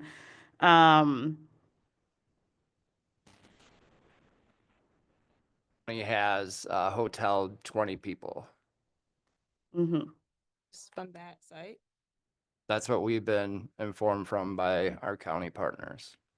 Do we know how From many Water people are there? From the Water Street I site. know that they've hoteled 20 people, and that's what we were told.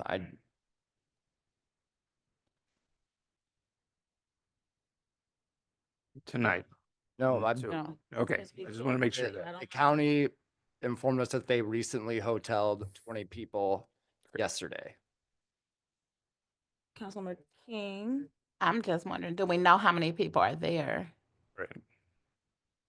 Whenever staff is there, there's not people there. I'm not certain. And Katie has path team given us any inclination of how many people?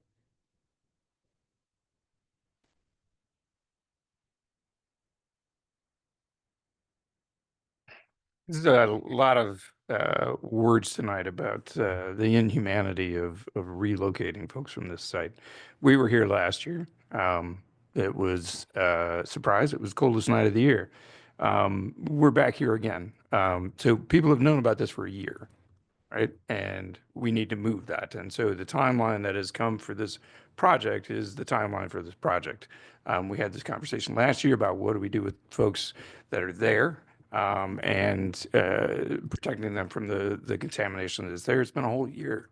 It's not clear why they're still there, and this hasn't happened in the spring. You know, I don't think anybody is proposing that we bulldoze the site with stuff there. And to Councilmember Simmons' point, you know, there's got to be a concerted effort to move and store and find another place for these people to be.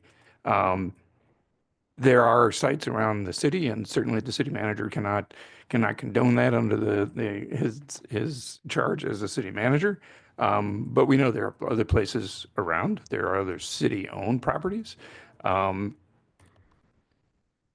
So that can be an offline conversation, and move forward. I am not in favor of postponing this any more than 2 weeks.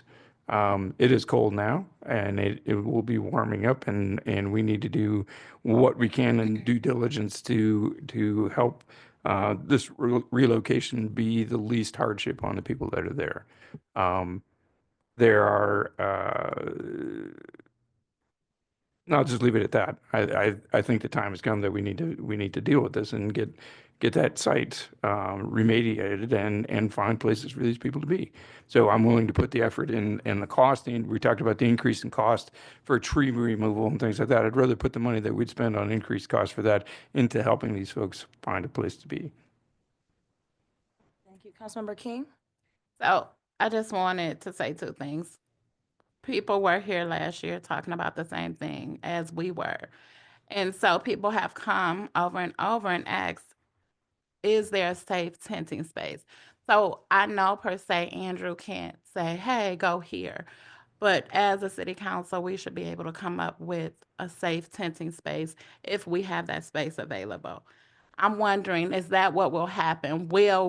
If January the 31st is the day, is that what will happen? Will a bulldozer come and remove the people? No, that would just be when the trees are removed, and then subsequently the fence will go up. But what if it's people still there? I'm saying, how will they be removed? I mean, the CMH will have to go and they'll need to be removed.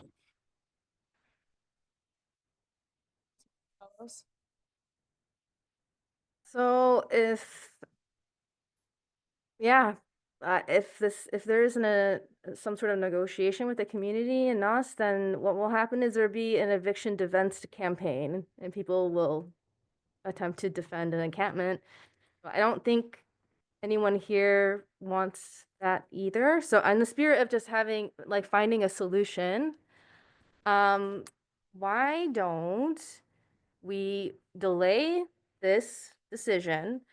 And also like ask to find a potential safe camping sites, so that we actually have, it's not just like, okay, find somewhere else to go. We don't care where you go, but we actually work together to try to offer at least potential options.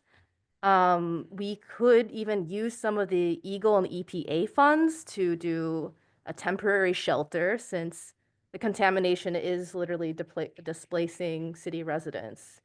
So I think we need to think about more solutionary, just that this is an inconvenience to us and they should have known, and da da da da. Like, the city is supposed to be of service to the residents here, not just for, certain kind of residents, but everybody. So let's try to work together to actually just find something that can work.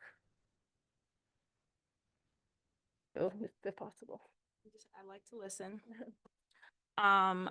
So yeah, when this first came up, the immediate questions were timeline and what we could do. And so I guess my main question was, Andrew kind of said that they reached out to AKT, but we haven't heard anything back. And I guess I just want to understand what that looks like if we ask them to delay.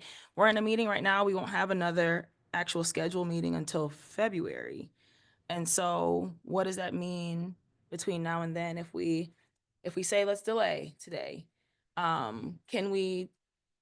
Well, if you move to delay and that's a resolution by council, we'll tell AKT we can't go through with this process until this date. And then whatever costs increase, then that is what we will pay. So the decision is literally left up to us what we do with AKT at this point. Correct.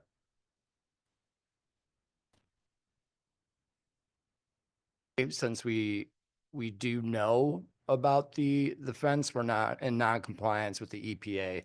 So we probably would close the trail until the fences return, but just so we can maintain compliance. Does that mean to maintain compliance, I would want us to close it if it's not safe, of course. Is there any repercussion from EPA for us if for some reason we don't do that expeditiously? I mean, we'd be in non-compliance, then we would be charged by the EPA. I'm not entirely sure what that would look like, but in order to maintain compliance, I'd rather be safe than sorry.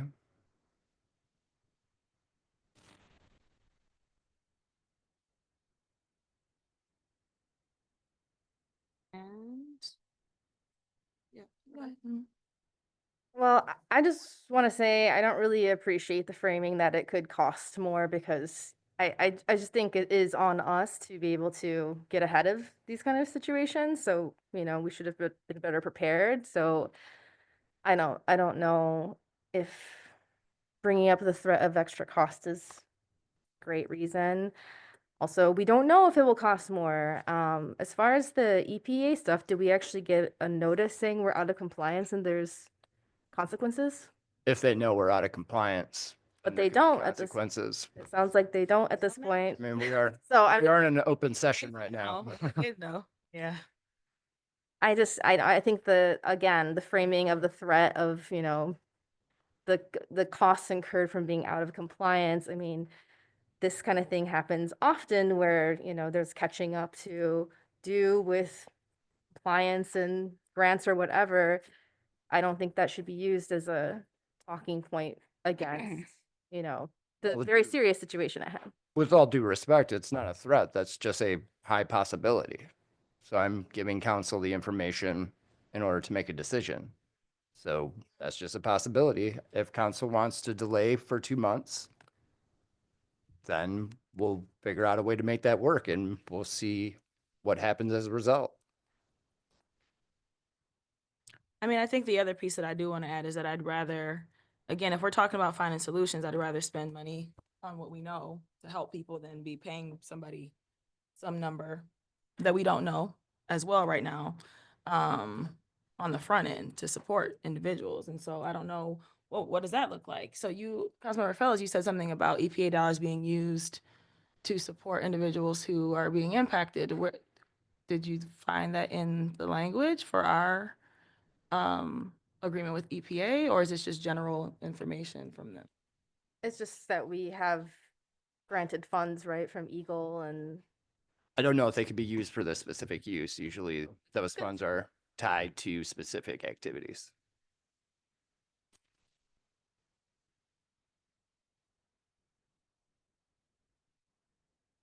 is the reality is that this is now people's residence.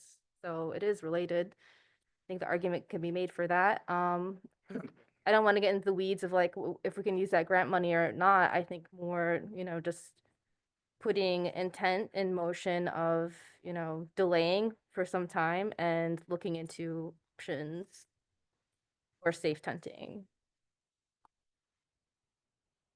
My recommendation. I don't think it would be a good use of that funding for the relocation. I think we can find money other places. A number of people have said that people have the right to house as they choose, and that is just not the case. People do not have the right to go onto property that doesn't belong to them and be wherever they want. If they choose to camp, that is one thing, but they don't have a right to camp wherever they want. So that is not a right. And so we need to stop using that language. Rights are what we afford to each other, and that right has not been afforded to other people to do whatever they want.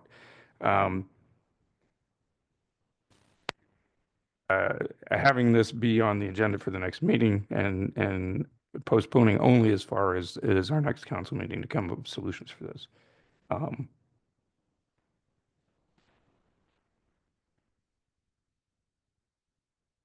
Support. Moved by Mayor Pro Tem and supported by Councilmember Tucson. Can you repeat the motion, please? Mayor Pro Tem. I move that we delay movement on this until the next council meeting. All right, discussion on the motion. Councilmember Fellows. So this is to stop action from AKT Peerless or whatever contractors to intervene in that site until we discuss it further next council meeting. Until we come up, yes, until we have solutions for relocating the folks that are there. And not on the coldest night of the year. There was Councilmember Tucson. Councilmember Simmons. Thank you. Just as we're kind of considering this and in addition to what we're thinking about, I just want to share just some language that was shared with me actually by Sherry Wander, who could not be here tonight. But she shared some language of demands from Camp Misfit, a homeless camp about 10 years ago. And so I just want to share some of the thoughts within that, just as we're thinking about things, which is that if a camp is evicted, folks should be given at least 2 weeks warning and a reason why.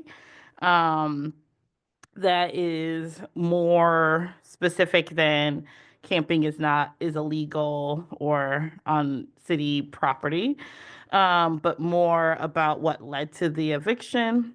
So, I mean, we've talked about that for this situation, I think. And I understand, I'll say too, that I understand that through the noticing was trying to give that notice of 2 weeks. So, recognizing that I think that was tried. Then that an independent third party, maybe PATH, not the cops, not the property owner, and not just the folks camped there, to be present for when camps are taken down to ensure that belongings are cared for. And then 3, that the belongings not be destroyed and be held in storage for up to a month, not at the police station, where they can be easily accessed so that people can know where to go and find and pick up their belongings.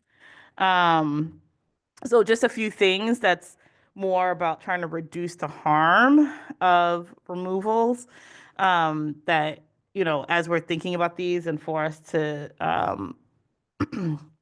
consider and see what our answers are to these different pieces for that February 4th meeting, which is on our next council meeting that we kind of have some things to like look at that's more from within the community in terms of what kind of things that they would like to see outside of the non-removal. I thought I saw your hand, Councilmember King, at first, but I mean, I did have my hand up, but I think with the resolution that Mayor Pro Tem just stated, I think that kind of took care of some of it. But the other part of my question would have been, if we do wait that 2 weeks, the city manager can potentially hear back from, I think it was AKT, and see, because he initially said 2 months. And so if we're just saying, hey, delay for 2 weeks, then would that be a cost or not? Because it sounds like we are unclear on what the cost would be if we waited a month or 2 months or 2 weeks. So we can take that time to be clear on the cost. Yeah, I don't believe if we waited till the 4th, that's only a few days after the 31st. So I don't think there would be any additional cost related with that. Staff will reach out to CMH and ask about storage options and other avenues in order to help the individuals on that space. And then we'll also ask AKT what delaying up until April 1st will do to if this would delay the project, and if we need to regroup to see the amount that we would lose in terms of just overall funding. Yeah, and because I think I think that would be great. And again, even just to ask, how long could we wait?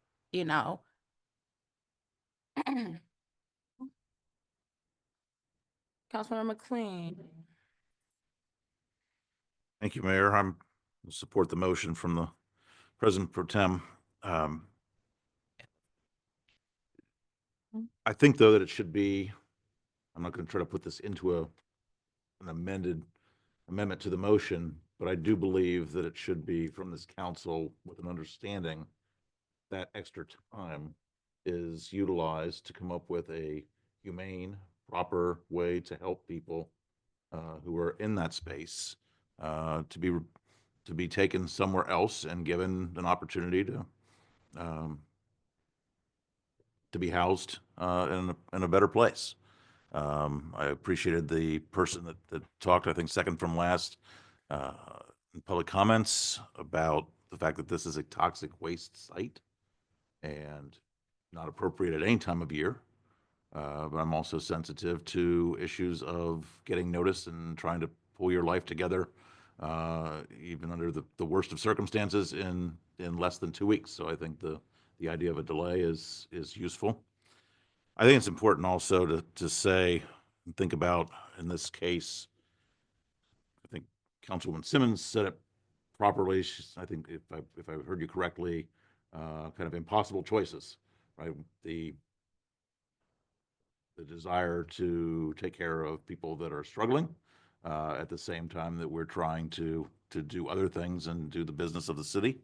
And that business of the city includes taking care of the finances, which allow us to do other things for other people and everybody in the city. So ignoring or somehow suggesting that we shouldn't talk about the financial implications is, in my estimation, an abdication of our own responsibility on this council.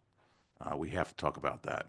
We always have to talk about the resources we have available, because it's those resources that are going to help us do things like, ultimately, hopefully, create affordable housing, maybe on this site. I've heard a lot of people, some of the same people who have talked about not removing this person or these people that are on the site, also talk about the importance of affordable housing. And in fact, both are true.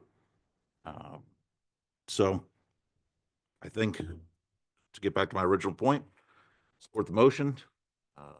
It makes sense under the circumstances, but I think We are going to get some information back from the city manager about what the cost implications might be of delay and the additional, as the delay is increased, what those additional costs might be. I suspect that they will go up exponentially. I also I think we've just got to be ready for those costs and as finally as the President Pro Tem has said, I'd rather spend the money on providing assistance to people than have to pay more for a vendor to chop down a tree. Thank you. I think what I also just want to maybe clarify and name again, I think Councilmember Simmons started or said this in some of her comments around the city manager and staff did make attempts to notify individuals within the time frame that I guess, you know, was expected. And I think I just want to clarify too that the blame game around like council was blindsided or all the negative connotation to it is not necessarily, it's a misrepresentation in a sense because we've known this process was coming, and though we were not a part of the noticing piece, because that's not our role, many of us, I know Councilmember Fellows, you were not here, and I don't even know if you were here, but we knew there was a timeline, and this is not ideal, absolutely not. But I would be remiss to not name that staff are executing on plans that council and another iteration of council were privy to, aware of, and was in motion. And so I don't want folks to take a fall or it to seem like, well, council was just in the dark. I mean, we don't execute anything. We give direction and staff take care of it, and we expect them to do that within the timelines that were set and the things we've discussed. And so I think it's important to just clarify that for the public around, while we're not a part of necessarily all the day-to-day, that is not our job to send out mail and do those things. But when we do know, we get involved. And so I wanted to clarify that too, that those attempts were made while this is not ideal in any way whatsoever, but this was based on plans that were set forth by the body and all of the partners moons ago. And so hopefully we can come up with solutions that, you know, are the best for everyone. There is no perfect solution. This is very difficult to try to work through and figure out, because again, this is an issue across the board in our county, in this city. And we got to get together and do more. And so hopefully in the next 2 weeks, we get more information. We can come together in some way. Well, not as a body, because it has to be a public meeting, but we can talk amongst each other to figure out how we can better support and find some solutions while also, you know, not playing the blame game, because it's kind of all in motion the way it was supposed to be, even if not ideal. Is there further? Oh, Councilmember Tucson, sorry.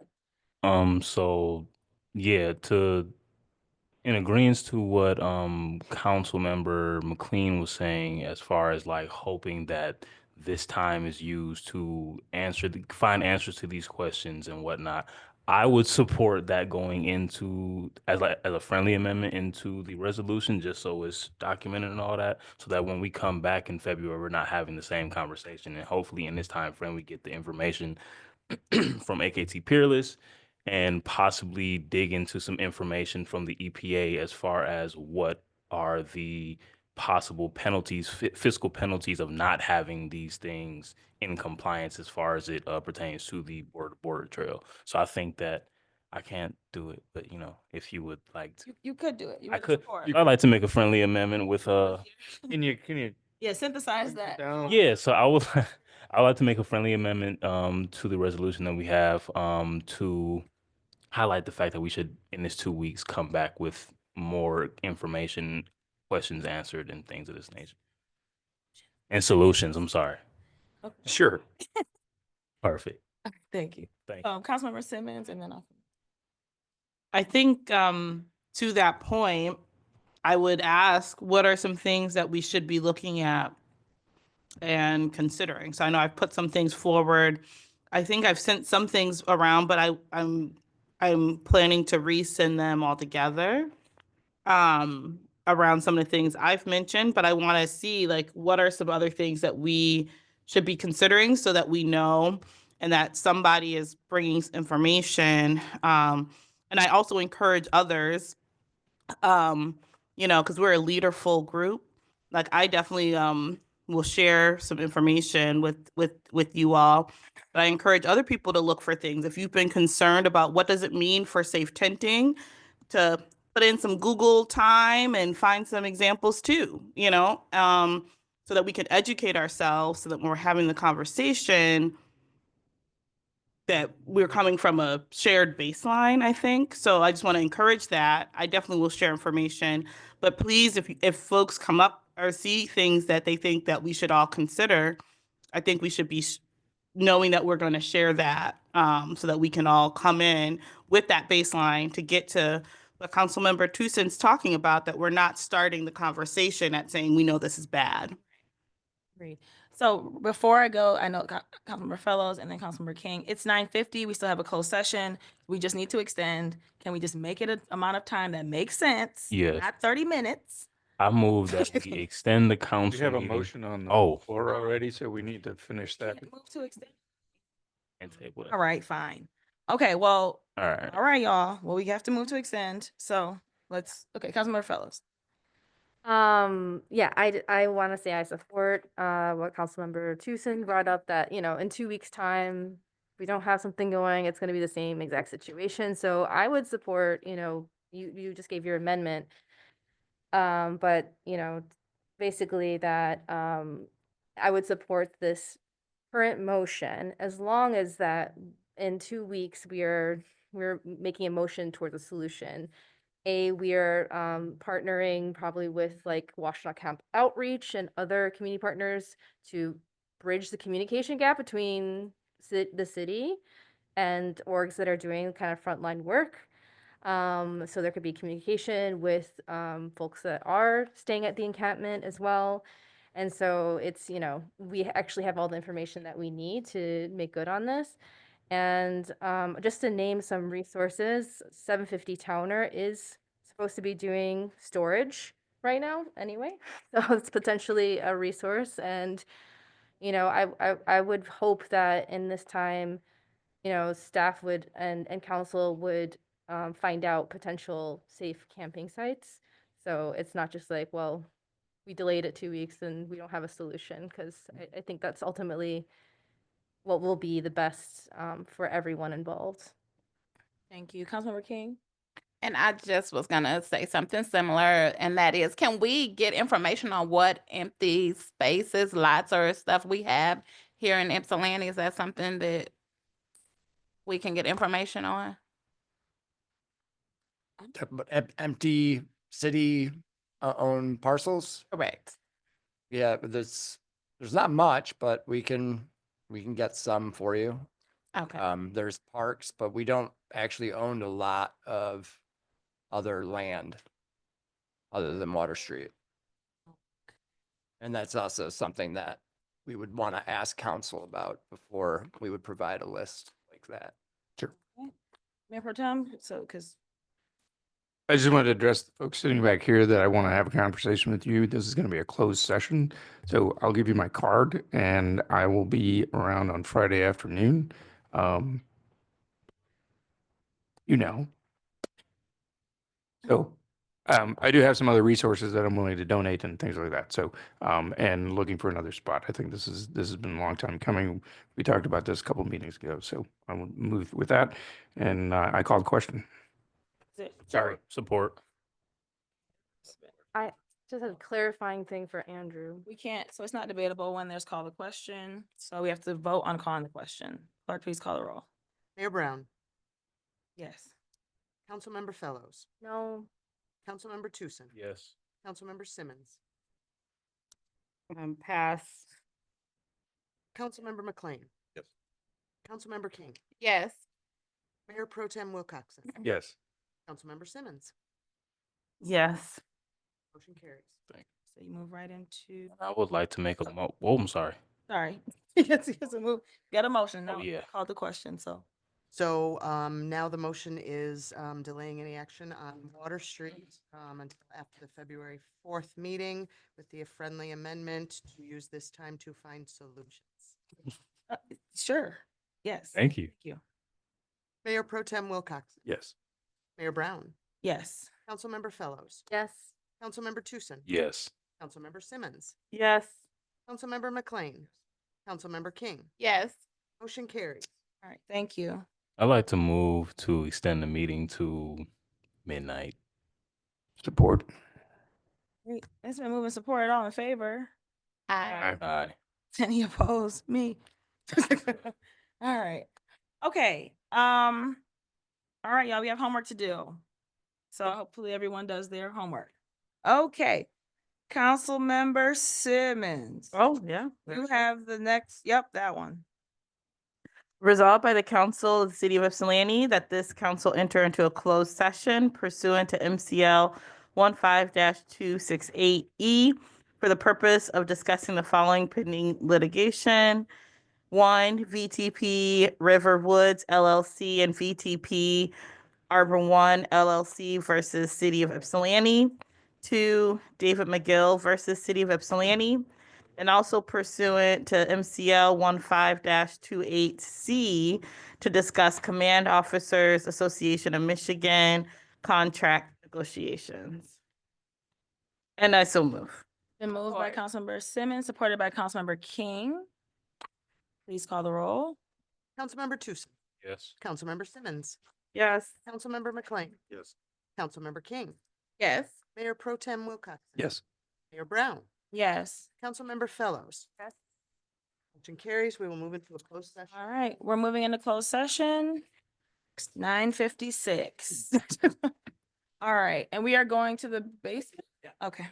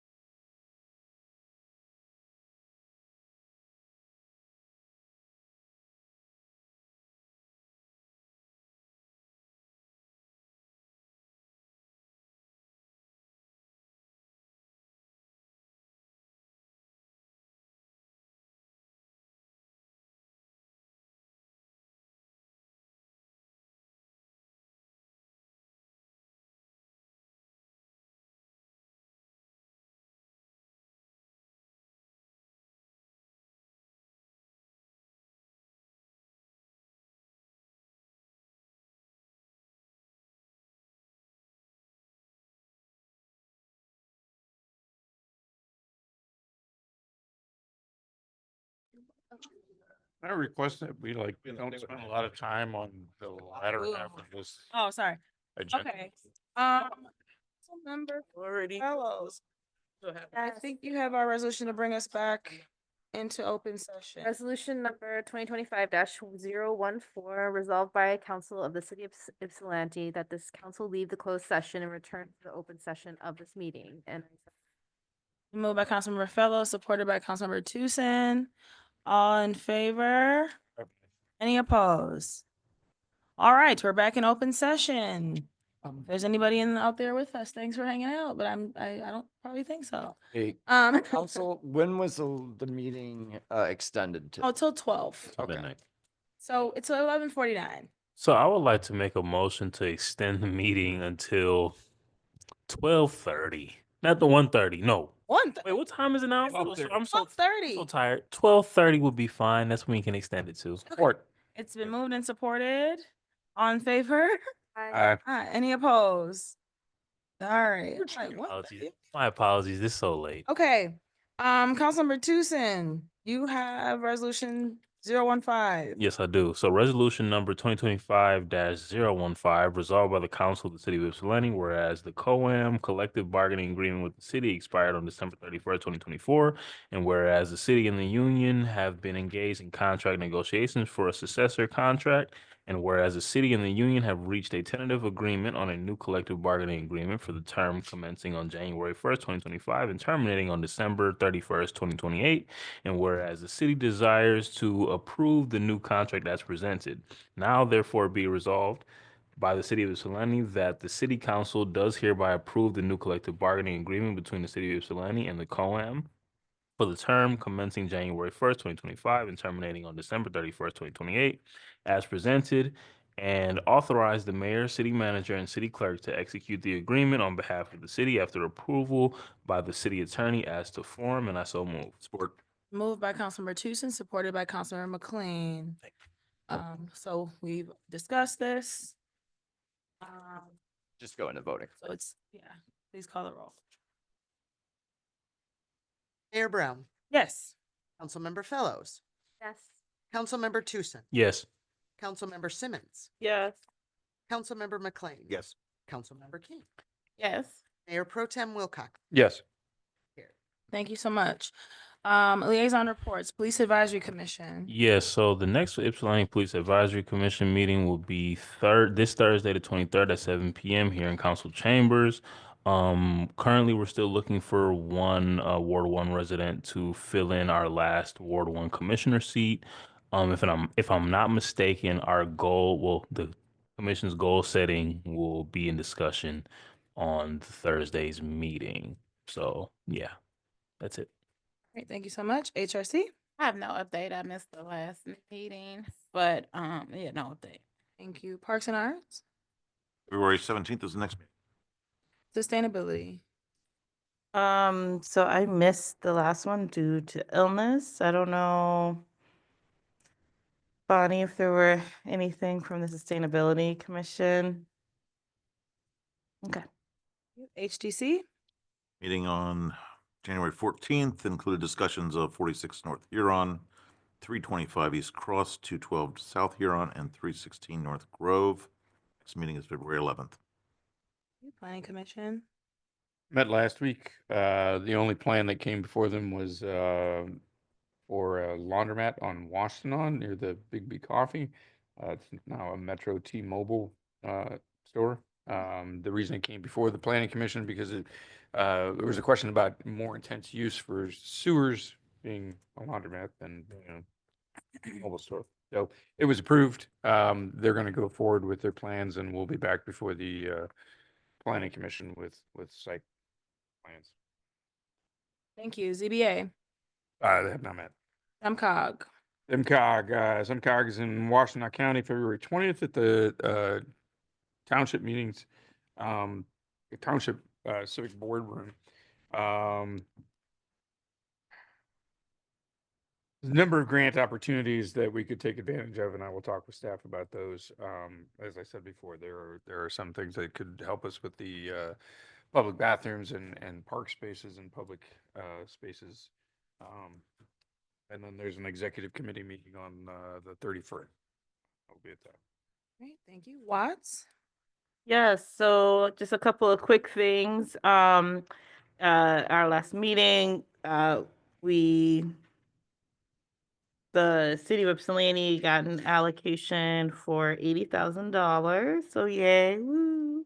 And then also, we were listed as a priority in the next tip cycle, which is FY 29 to 32. For $2.5 million for Huron Street. So that's been recommended. So that would be something upcoming. Also to note, the surface transportation plan expires this year, which is basically where the federal money flows from. You know, once that passes, then that's where all the big money is, and then that's what comes down.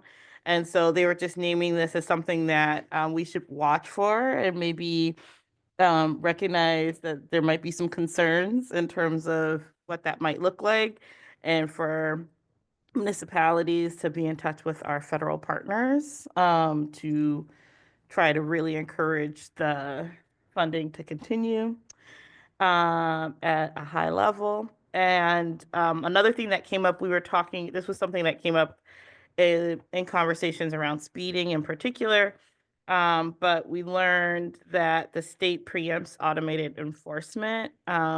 And so named this as something else that might be something to look at as people think about how do we address some of these issues around driver behavior.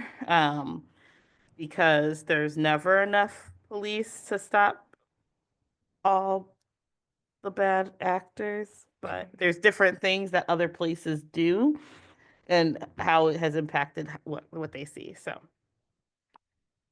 Thank you. Urban County, Katie went in my stead and she's not here. All right, DDA, we completed strategic planning last Thursday. And so we'll be getting some updates, the outcomes of that. And so kind of going into what Elise brought up around the goals, some of those things will change a bit, be tweaked based on the outcomes from our strategy session last week. Rutherford Poole? Nothing to. All right, council proposed business, Councilmember Tucson. Oh, first, I would like to bring it to everybody's attention that on Mondays, if I'm not mistaken, at 5:30 or 6 p.m. till about 8 p.m. at the Park Ridge Community Center, there will be opportunities for the youth to be able to go and get homework help while also engaging in a little bit of basketball and some good old pizza from Aubrey's. So if you have a young individual, young adult who needs help or just needs to get out of the house to do something, send them on down to Park Ridge on Mondays. This Friday at the Willow Run, the Willow Run High School, there's going to be Friday fun night for the kids, if I'm not mistaken, at Ypsilanti Middle School at 6 p.m. Until 8 or 9. That's going to be for the kids to come out, once again, play some basketball, interact with one another, have some pizza again. And one shout out that I would like to give is to Miss Janice Townsend for assisting me in the last month in expanding my ability to be able to help people in the community. So I want to thank you for offering me the opportunity for that, and hopefully that continues on as we go forward. So that's all I got. Councilmember King.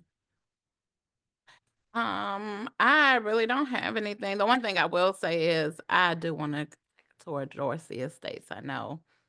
Oh, yeah, he left already. Just email him. That was all. Oh, that's it? Okay. Councilmember Fellows. Yes, I also emailed Joe about that. I just want to mention that in the communications line, there's a copy of this city's Article V solicitation of immigration status. So I just asked for this to be in the packet so council can review it. Just to know that, we have this policy, it's a refresher, but also to look at it and see if we might need to improve it at all, considering, the new administration that's coming in and the implications of what could happen for, residents in Ypsilanti. So that's why that's there. I actually have not read through this yet, so I will do that in the coming days. And also, I've tried to find when the resolutions going to the county will end up in their packet. I haven't found that information yet, but it will, happen probably in the coming weeks or months. So I think it's a good time to start talking to the Board of Commissioners that you might know and about the resolutions. We'll also, invite them to come to Ypsilanti. If you haven't been to the Freight House Warming Center this season yet, I would definitely recommend going there to see kind of the level of need, and invite your BOC reps to come down there too. And I just want to notate that a previous board member, Lois Richardson, sorry, city council member Lois Richardson, attempted to allocate $100,000 towards a shelter in 2018. So this has been going on for a minute. Just wanted to shout out her efforts in the past. And I think I'll leave it at that for now. You, Councilmember Simmons. I'll bring some things the next meeting today. What I'll say is that on January 28th, the Youth Mini Grant Subcommittee will meet and go over the applications. So we should have recommendations to council for our February meeting. And that's it for tonight. Thank you, Councilmember McLean. Thank you, Mayor. Just one item I'll mention just before this meeting. I had a chance to talk to Captain Anderson, who will serve as interim chief. And I think he reached out to all of us, told me that I was the first one that responded. I don't know if others have had a chance to talk to him or not, but if you haven't, I encourage you to do so. We had a conversation for about an hour, and I think what you'll hear from him will be something that almost everybody on this panel will approve of or be supportive of. Thank you, Mayor Pro Tem. Just reminding people we have a meeting tomorrow at noon. Yeah. On Zoom.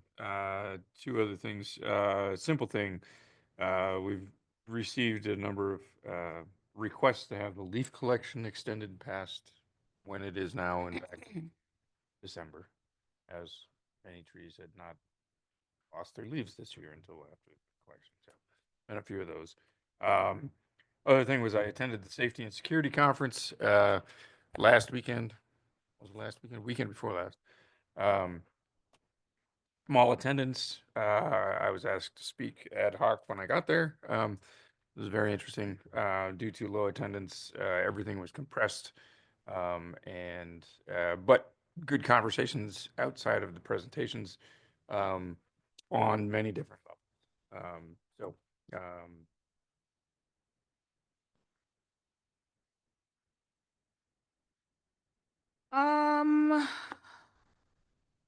I did most of these things during the meeting today, actually. So I guess the other thing on my list is just was able to attend several MLK celebrations yesterday, starting out at U of M for the Provost Breakfast, where their keynote speaker was Erica Alexander. Moving on to the Ministers Alliance, over at New Hope, Pastor Green's church, where Pastor Devon Swanson gave the keynote, which was incredible. And then coming over to Eastern for, of course, my favorite, the luncheon. The march was canceled due to the weather. Of course, it was very cold. But Dr. Mary Frances Berry was the, I guess you call it, the speaker, panelist. And it was just a good day. It was cold, but it was a good day yesterday. Being able to kind of like reignite our commitment to justice and equity, and working in spaces to do actionable things. And that's really important. I mean, our meeting tonight is case in point about, action. I don't know, that our last portion of the meeting just like zonked my brain. So that's all I got. Yesterday was good. City manager. I just have a few things. First, I'd like to thank Chief Moore for his service. While his tenure was short, I think he did a lot of good in the department and started our department down a road to improve our department. And I will agree with Councilmember McLean, Captain Anderson, the conversations that I've had with him. I mean, he knows his stuff, and I I feel that in the interim, the department is in good hands. Speaking of that, as I informed council, I have made a request to MML for an executive search. I requested that it get started as soon as possible. I have not heard back from them yet. In addition, Randy has developed a contract that we'll use with current Chief Moore after he separates from the city at the end of this week, to provide services for 2 to potentially 3 months, to aid in any transition that the department will see.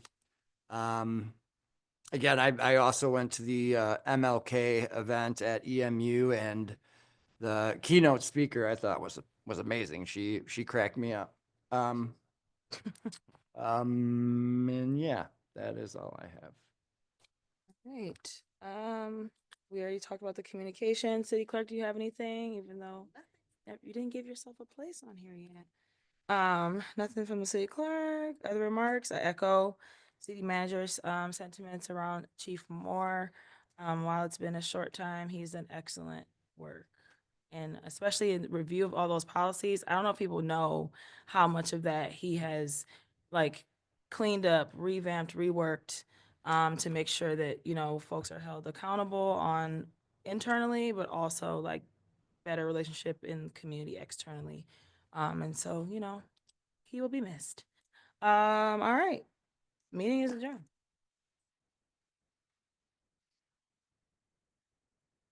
What?